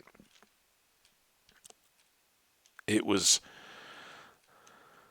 out here I guess anywhere on the plains, but even in Colorado, on the edge of the mountains like this, you get used to you're gonna have strong winds at times, and we kind of collectively laugh at oh yeah, it was this severe storm weather and all that, and the gusts were up to this. Well, yeah, we get those flatline, and they're kind of just part of the deal. If you heard of the Marshall fires back at New Year's, they spread so quickly because that was just a windy day that tore through the area and made it village made it spread so fast. And yesterday it was beating me up driving, man, beating up this Kia, and I really noticed because the day I drove between Minnesota and Iowa was windy and rainy and stuff as well. Not as windy. There's not much that windy, but it was gusty, and all that. And with it fully loaded, I didn't notice it too much. It was still enough to trigger the do you need a break? Because it would sometimes, you going along and sometimes it would just unexpectedly either abate or push, or if you're passing a truck and all that uh, turbulence, I guess, is so much more when it's windy, you'd kind of shift a little bit as you went. And, hey, the vehicle's not out of control, but um, it moves around on the road a little, and you got to be much more aware of that as you're passing vehicles and all that and be aware that they may get those same gusts. So um, what I noticed on this windier day, and part of it was probably that it was windier, but I think only having two pieces of furniture as opposed to like loads of boxes, stuff densely packed, made a big difference on how I felt the car ride in this wind, and kind of gave a rock and roll element to it. But it was for a long drive like that, it was a lot of two hands on the wheel, 10 and 2, and because nobody else seemed to care, I spent a lot of time pre-planning. Like usually, hey, unless semis are passing other semis, you just kind of go by them in a line. You kind of find other vehicles that are moving at about the same pace, and when you get to a group of or just a single semi, you kind of we'll all go by here, and No biggie, right? Well, when it's that windy, the same thing that's getting you gets the trucks in reverse, and that is they create a little ripple pocket in the air, and you can sometimes feel that when you're passing any vehicle. And at highway speeds, you notice it more than you do, driving around at 30 miles an hour or something. So you kind of feel this like little rock as you approach. You feel it kind of shift, and that's where you feel a little bit of wiggle. And then once you get up front, you feel where it's kind of like a boat moving through the water, and you get the waves coming off the bow of the boat, the bow wave. Um, I don't know. Wow, we already have 46 pieces of beef. That's good. Um, so you feel this kind of like push and back. Well, the trucks are feeling that too in reverse. And while they feel it a lot less from your vehicle, when they're fighting the wind, they feel it. Um, the effect of it is much more. They got a big trailer that's constantly being pushed by that wind, and that there's more surface area for the wind to push on. So blah blah blah blah blah. When you move up to pass a semi in those windy conditions, they've got to really hold that in place, and they've got to be aware because, as I said, there were several semis that were over on in the ditch on their side, and they're trying to make that not happen. They don't want that wind to push them over as they're going down the road, and there's a lot that they can do about it. But when you go past, they get that same buffeting effect. And fortunately for my direction, I was passing on the downwind side. So I was heading west mainly, west between Iowa and Colorado. That's generally west, and a little bit south.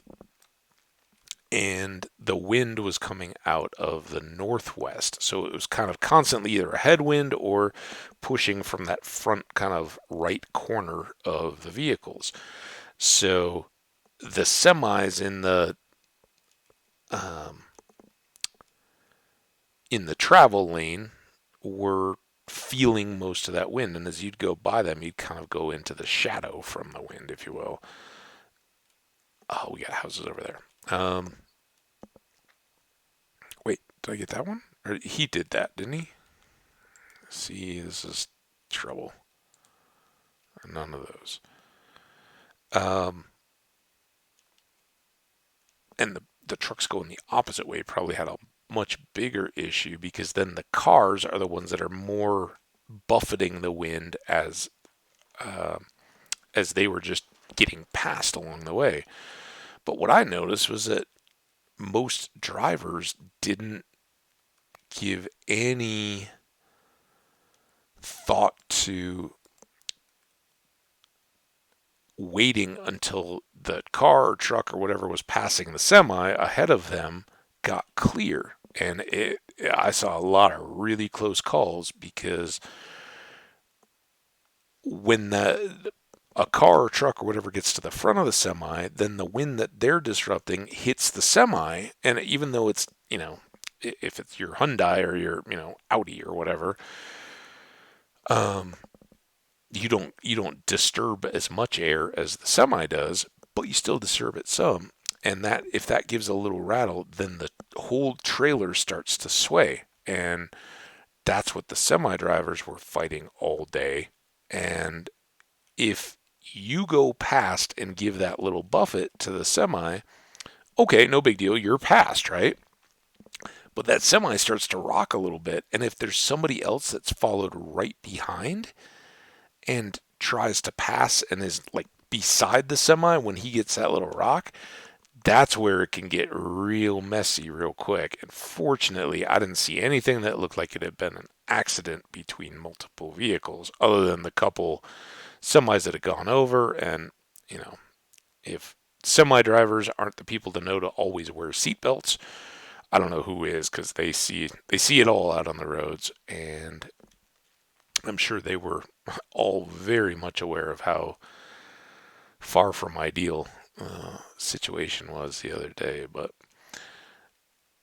this Kia definitely shook. The wind was pushing it around much more than I was used to. And you're in a rental car, right? And I don't know how many of you guys are even at an age yet where you can rent cars or would be, but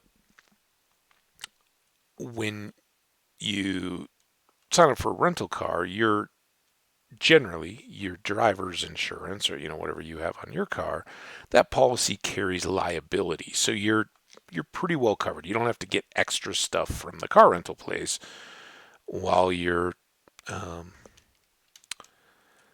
on your trip. Now I am heading backwards. Don't want to do that. Wait, did I turn all the way around? Man. Yeah, I'll find my way home. We'll just keep adventuring here until the end of the show. Oh.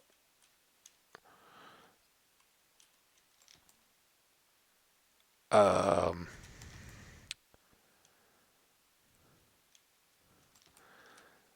but when they check out the car to you, generally they go through and do a little pre-assessment. Like, is there any damage already on this car that needs to be acknowledged before we give it to you? And as long as it checks out as a car in good shape, there's no hail damage or dents or broken windows or anything like that, you're good to go. You pick it up, you take it, and you bring it back in that condition, and everybody is happy. But if you then get caught in a hailstorm or something like that, that is not covered under your liability, and that's where you can get dinged, or you have to go through your insurance or figure it all out. Fortunately, knock on wood, never really had to deal with that, but you don't want to be in an accident in a rental car. You particularly don't want to be in one of those situations where it's not a full-on accident, but you get some kind of stupid damage, like something getting blown by excessively high winds and thrown into your vehicle, or having a semi or something roll over. It would just add a huge headache. You probably, if that happened, you probably wouldn't be responsible. It would be well, actually, I don't know what the liability would be there, but I assume, if a semi tips over, it is on the driver for not having kept it or pulled off because the situation was unsafe. I don't know that for sure. Fortunately, I didn't have to find out. But as these late season tumbleweeds, it's spring, so most of the tumbleweeds have kind of rotted or whatever they do in the snow and time over the winter, and all their seeds and all are dropping to grow new tumbleweeds now. But there were still some pretty big pieces of tumbleweed bounding along across the road, and you can kind of manage the situation dodging back and forth, but you're still, I was laughing looking at the grill. There were a couple pieces that were real easy to pull out, but just behind like the decorative grill where the like real mesh air intake thing is, it was just like loaded with little pieces of tumbleweed stuff. And the first time that like the dust was real thick across the road, it was I was just catching up to some other drivers, and they like almost dropped down to 50 on an interstate the speed limit is 75 on. Like, man, you gotta be a little crazy to go that slow. And out here again, interstate, you got people from all over the country or world or whatever that are all moving through, and a lot of them, it's like winter driving in the northern climates. You can't expect that everybody's familiar with it, but you get these, if there's a plowed field or whatever, and it's that windy, it just picks up the top layer of dust and moves it across. It gives perspective on the whole Dust Bowl um, decades during the Great Depression out of the Great Plains, where they didn't know anything about smart plowing techniques or leaving stuff in to protect the soil and basically let most of the topsoil in the southwestern plains blow away because nobody knew any better. It's easy to look back and be like, all those people clear cut the prairies, well, they were such idiots. Nobody knew any better at the time because it just hadn't had the right dry and windy conditions to set it up where it was so sustained for so long. But again, everything was beginning to green up when I got back here. It's trees are budding out, lawns are greening up. It looks wonderful here. It was a little further behind everywhere else I was, but so yeah, you get these like an area of a particular field that may have just been planted. You wonder in the spring like that, did some farmer just drop tens of thousands of dollars of seed only to see them blown away? Kind of like, oh no, I hope that was all right. But you do get these just little stretches where all of a sudden it's a lot of dust, and you kind of gotta be extra aware of what's around you and what's going in. But it's like fog or something. As intimidating as it is, one of the worst things to do is to dramatically decrease your speed because anybody coming up behind you can't see either. And that's kind of what I ran into. I was coming along and I definitely dropped down below the speed limit at that point. But there's somebody in a 75 doing close to 50, and it's like you can't just be relatively not moving when it's like that. You gotta keep moving a little bit, and it's an interstate. They don't exactly have sharp turns that you have to contend with. So, we got a lot of trees. How's our inventory? We can dump these seeds at any time. I think let's make a boat and see what this river does. That will almost guarantee that the boat is useless because the river is just beyond our view in either direction. But only one way to find out. I think it's quicker than trying to walk through the forests. Zoop.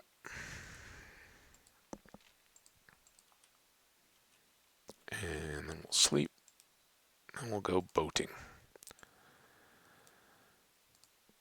Boom.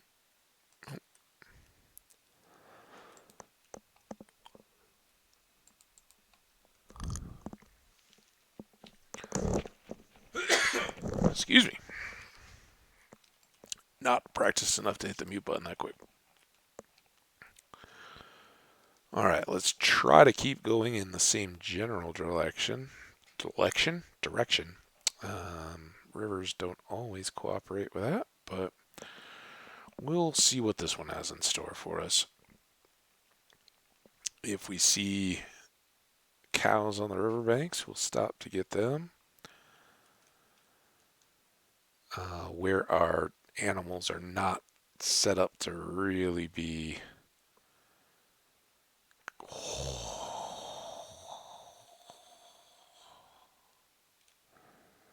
dun dun dun. That is awesome. Let's go ahead and grab this. Excuse me while I pull up a notepad. Come on, notepad. Flower Sandhill.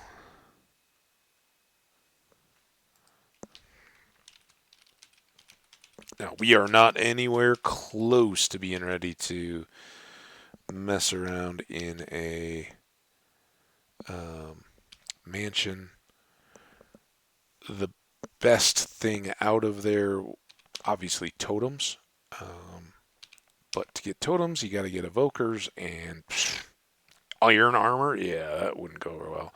So I have noted these coordinates, and when we are ready, that will be awesome to come back to.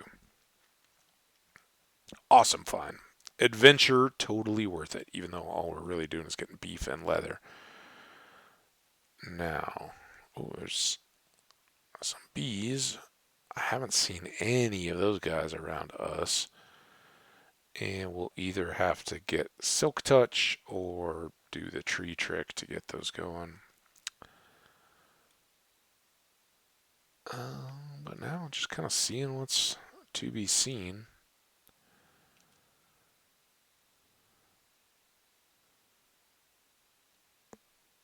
Oh boy.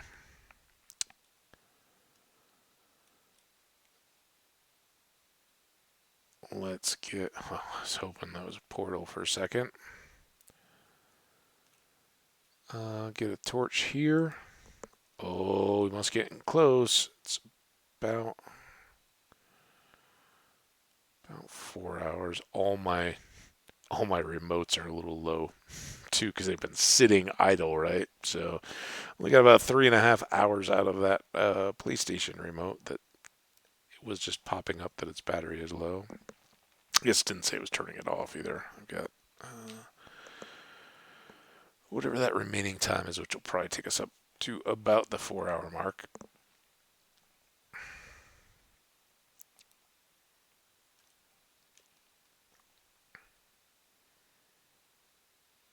And just kind of picked this direction. It's still more the way we were heading than not.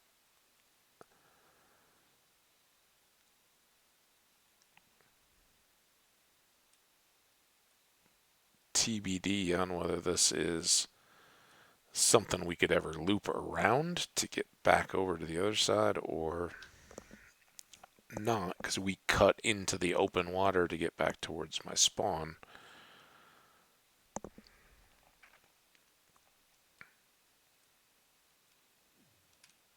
Ooh. Oh. This is interesting. This is all what should be a drowned village. Well up on land. I thought that was just going to be a portal, but no. We'll take that. I mean, we passed the wheat before, but let's see what all this gets.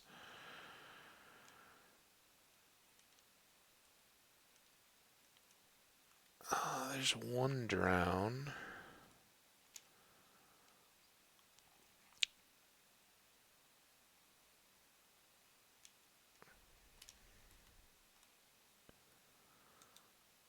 Oh, I gotta move this.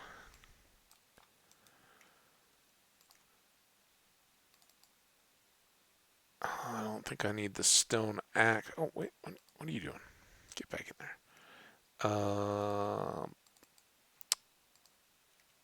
Oh, is this not even enchanted? It's just cool.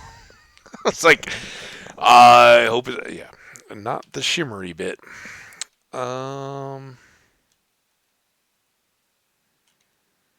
I don't know if there's a chance of more chests deeper. I don't think so. I think you get one per structure. I'm really wondering if this is worth it because we don't have the res and it'd be a lot of digging.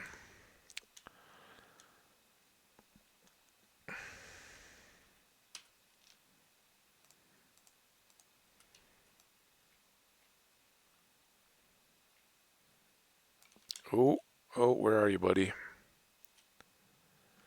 Over here? Is that you?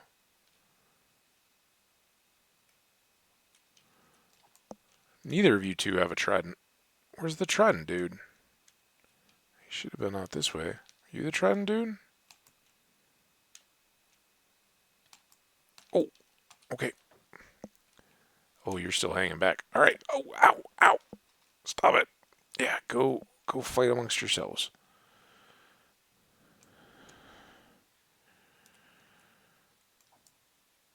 Weren't you guys supposed to go fight him? Okay, now where's Trident Dude again?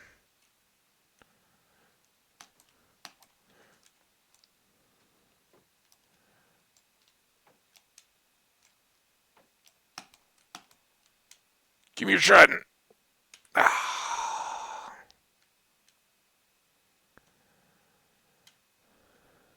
we do have this whole thing over here. Oh, wait, we didn't finish exploring this one.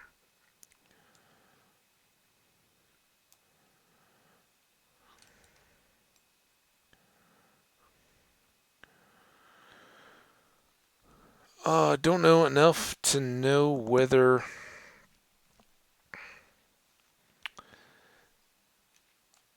where chests would be in these. I very quickly get to a point where it's like, whatever.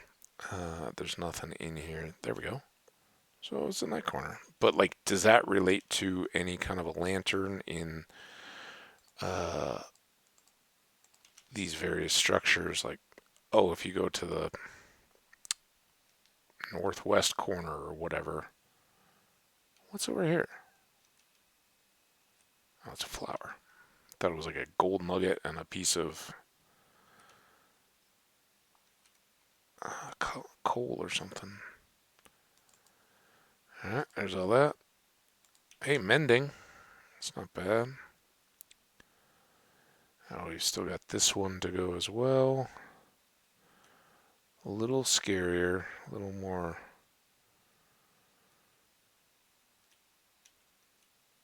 potential for those guys to spawn in the dark. Ooh, I don't want to break the lantern either. I mean, seems very far away from where we will eventually be, but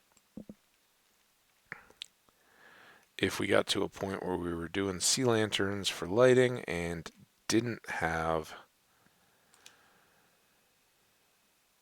a better source or like a guardian farm or anything like that. Wait, this is a blank buried treasure map, right? We run into that before. No little lines means it just shows up. Yeah, I can't see anything on it, so that's kind of trash. Don't care though, because we did so well getting that woodland mansion. Look at how quick they trash my armor. Trident, guys. Alright, well, that was kind of cool. So we got just over 20 minutes, I think. Oh, and look, this is potentially the... Well, we've got that lush cave. I've never had too much trouble finding lush caverns, so I'm not going to worry about that too much. Let's just try to remember that if we need one, there's one beyond the woodland mansion. Come back that way. Now this is just want to see if this has anything back. Nope, that's all solid. So as far as we've gone, wow, I don't get why that gets so wiggly. As far as we've gone, there's nothing to cut back out to the ocean to the north of our base. Again, that's fine. We can cut through a little channel. You know, at some point I can make some bridging to get over to the farm fields and all that and have that inner waterway go through. Ideally, what we'll try to do with this remaining time is retrace our steps. Yeah, we hadn't even seen the dark oak. And see where the river goes in the opposite direction. If it goes any further, or if we're done. Is it already nighttime again? Or is that just yeah, I guess it's getting close. Just gloomy light. Here, Torchy.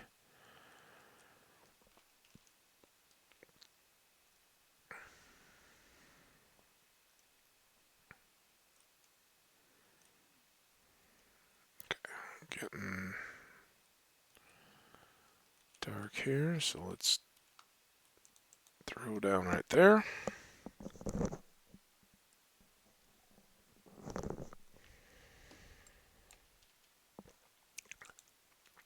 Wow, Woodland Mansion. Definitely the highlight of today. Getting pretty early, just kind of poking around, seeing what's there, but we got some good loot out of those ships. The trip back to spawn was kind of a bust. but we traced a little bit more of the coastline on the outer side of our base, I guess. And uh, with all that beef, we've got a great food source already. Got a few more little items here. Definitely picked up diamonds and emeralds and all the good stuff out of the ship loot. Nothing super awesome out of enchanted gear though, and I have not. We saw the one portal, and that's the only one I've seen at all. And start the game and go, oh look, there's an abandoned portal or a broken portal that I can loot. So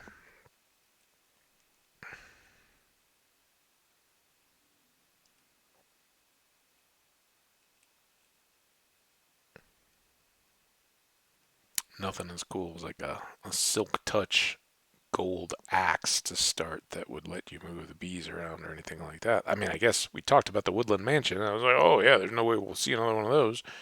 And there you go. You talk about it, it shows up. So silk touch gold axe, silk touch gold axe. I did pick up a few of the cooked cod, but now I would think with my cows going and all that, we don't have to fool with too much of that. Now, this is not our home jungle trees over there. Uh, those would be on our right once we catch back up to them, but there was just regular forest first. So, see if this is a time saver or if we just end up getting hopelessly turned around or stuck or lost on the wrong side of a mountain.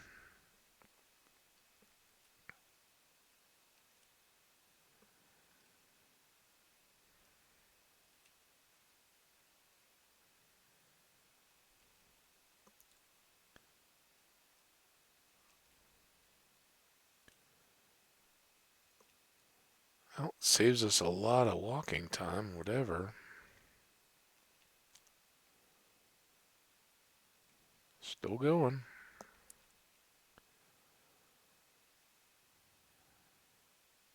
I think we got enough pumpkins. We'll stop for cows, though. Those cows? Yep. All right. Maybe this is where our overland portion resumes. Like I said, lots. I'll drop all of those little sea village. I just killed your mama. I'm sorry. I'll leave one adult to look after the baby. It's kind of, I think, a worthy deal. All right, there's your adult. Go make that your surrogate cow mom.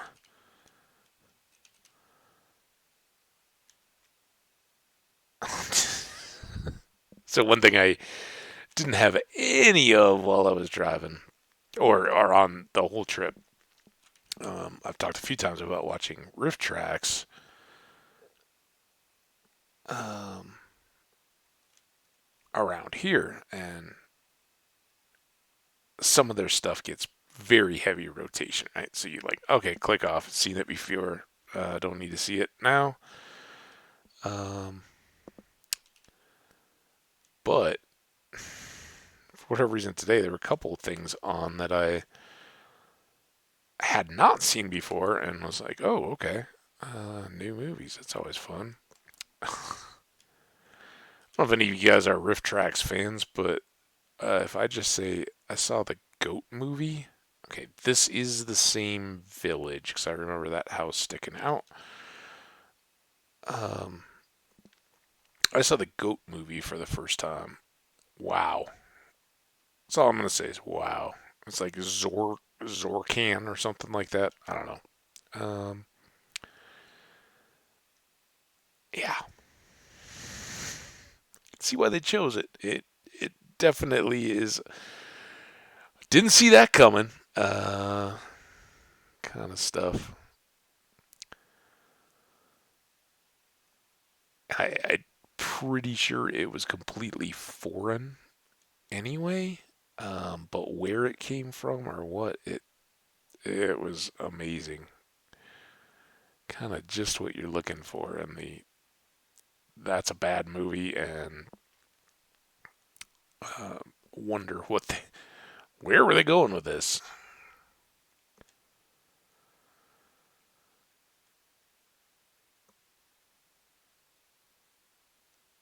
And I also, because I haven't watched much of anything recently, um, I found something that I think I'd watched quite a bit. Maybe not quite a bit, but a few episodes off a YouTube channel a while back, and it popped up on my recommended when I woke up this morning. The channel is History Time. That's some British guy. I don't know accreditation or anything like that. I haven't seen anything that's too far outside of what I'm familiar with from having gotten a degree in history and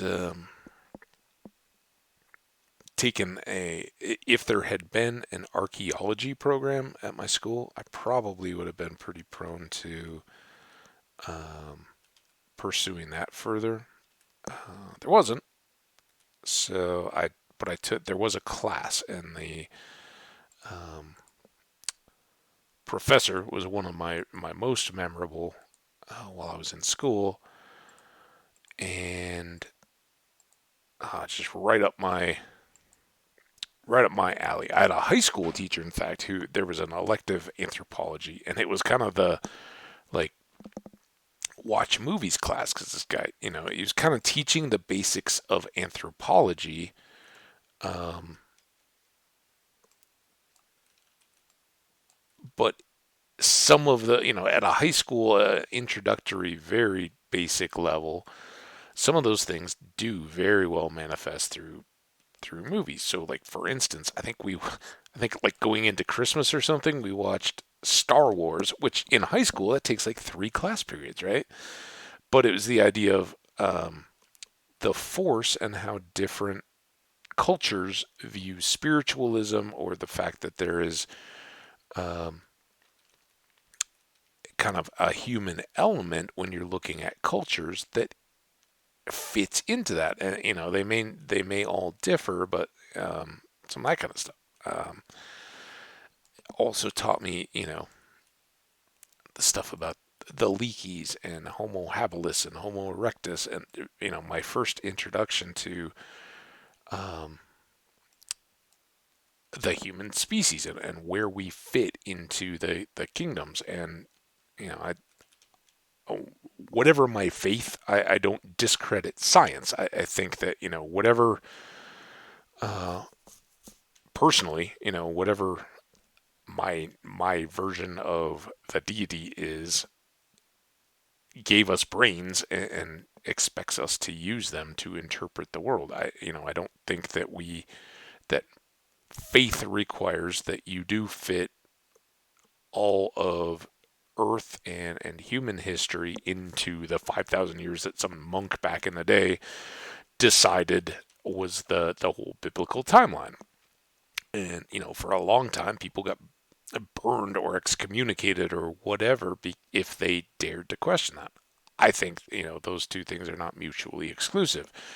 Um, that being said, I know a lot of people today would say, "Oh, that means that you have insufficient faith in things." Well, no, it's just it's what I've come to accept, and I think that there are things beyond our comprehension um, that you need to have some kind of a context, and there are um, times and phases in life when um, understanding that there's something bigger than you, um, and whether it developed out of a faith that has adapted and changed and may have been morphed a lot of times. The fact that major world religions hold, moralistic elements and say, these are attributes for living a good or a peaceful or a life that you can live with, because we're all gonna have things in our lives that are tough to manage or grasp. That was a big departure from talking about driving across the country. I don't know where I got to this. Anthropology and archaeology and history and all that. Oh, the History Channel. History Time is the channel on YouTube I was talking about. Um, anyway,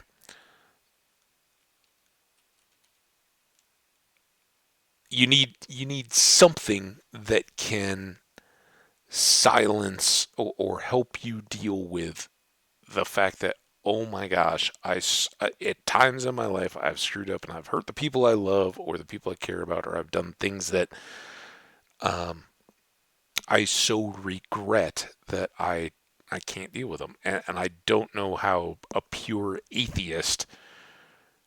I think that's where a lot of people constantly turn to psychologists and stuff like that, which is fine, if that's your context, but um, if you're constantly grappling with that kind of stuff, there's a lot of baggage you have to sift through. Oh, hey, what's going on, guys? Sorry.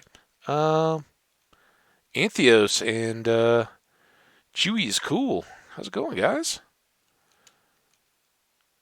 Yeah, man. I was just talking some about the trip. Got kind of detoured on a YouTube channel I was talking about, which was awesome.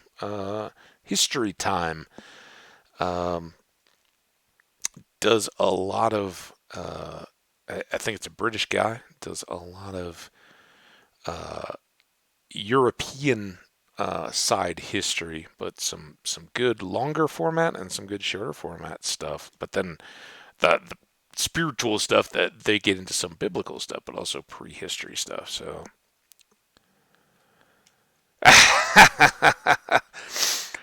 oh no, man, we're just chatting through, having a good time. I'm slowly working my way back to yet another new base in yet another hardcore world. This one's pretty good. We just found a woodland mansion, found some good stuff.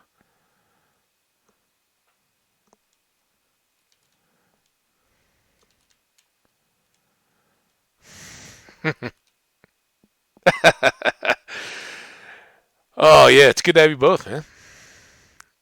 Yeah, yeah, man. Hadn't forgotten you guys coming and hanging out. I'm frankly flattered that you guys are back here on my first day back. It's been a long little break for me. Had a great time. Was road tripping, moving some family, um, seeing a bit of the country, and dealing with all that. Yeah. Oh, you guys gonna talk some sense into me? What you got?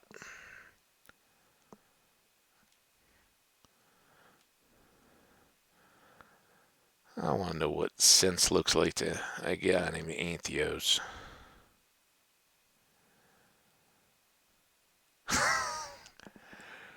Wait, you gonna track me down or track him down?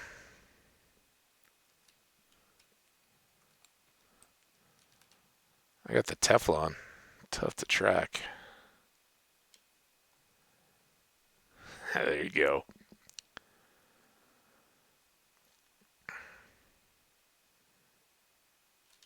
Uh, See, this is a problem. You guys show up too late to tell me where my base is, man. You gotta hang out. Oh, there we go. Look at that. Stone cobble wall, man. That's a good sign of me.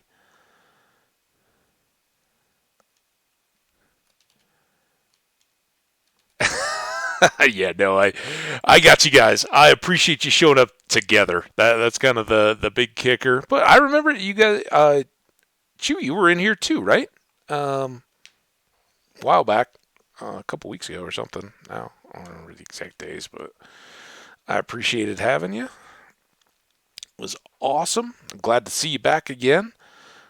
I don't know how your stuff's gone. Haven't forgotten, Antheos, how nice you were to mention that kind of stuff. And I don't know, Chewy, if you're involved, I hope you are. Sounds pretty cool. But I'm just getting back trying to knock the rust off in case you couldn't see. And this is new home. You guys want to check it out for a sec? As there's not much to check out. It'll be real quick. Let's get some of this grilling. So iron. My base is a floor, but got a little layout here. I have a nice entry hall over here, some stairs down for mining, nice little living area, got a coastal view, some jungle. Pretty good, huh?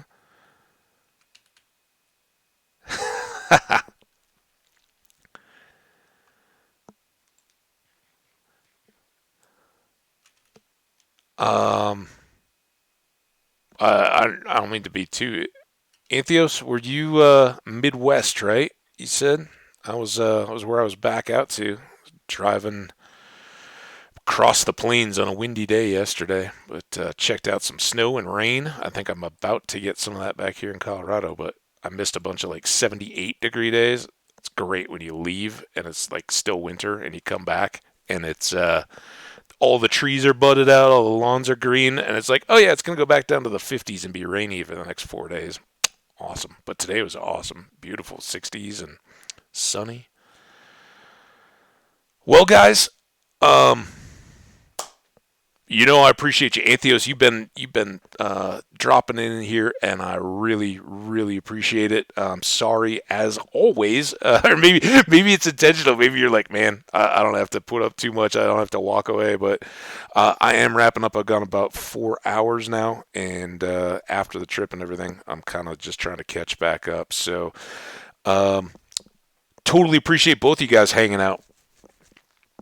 I know, man. Every time it's like, hey, well, that one day was a really quick one anyway, and I was amazed you got a chance to stop by. But don't worry, man. I have not forgotten you, and we'll be definitely checking around. Are you going live tonight at all, or or are you doing any content at this point these days? I know you'd put up something, but would if Chewy not a streamer. Oh, he's your mod. I see. Nice, man. It's always good to see mods, dude. Under the most underappreciated people on Twitch are mods, keeping us all good. As long as you two behave, we're pretty good. I got a few other folks dropping by every once in a while, but we're still growing here, as you guys well know, and figuring it out a little bit. So give a good big wave to the YouTube folks. We'll be throwing this VOD up since I haven't had any content over there. I will be doing some dedicated YouTube again, as I'd mentioned. That's been my year-long channel and got a hardcore series going over there.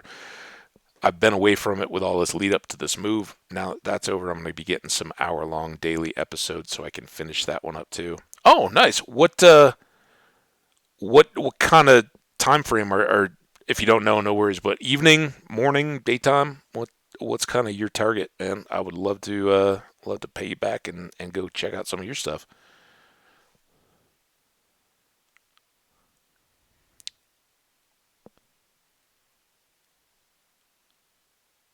Right on, man. Well, hey, thank you so much for dropping by. You guys take care.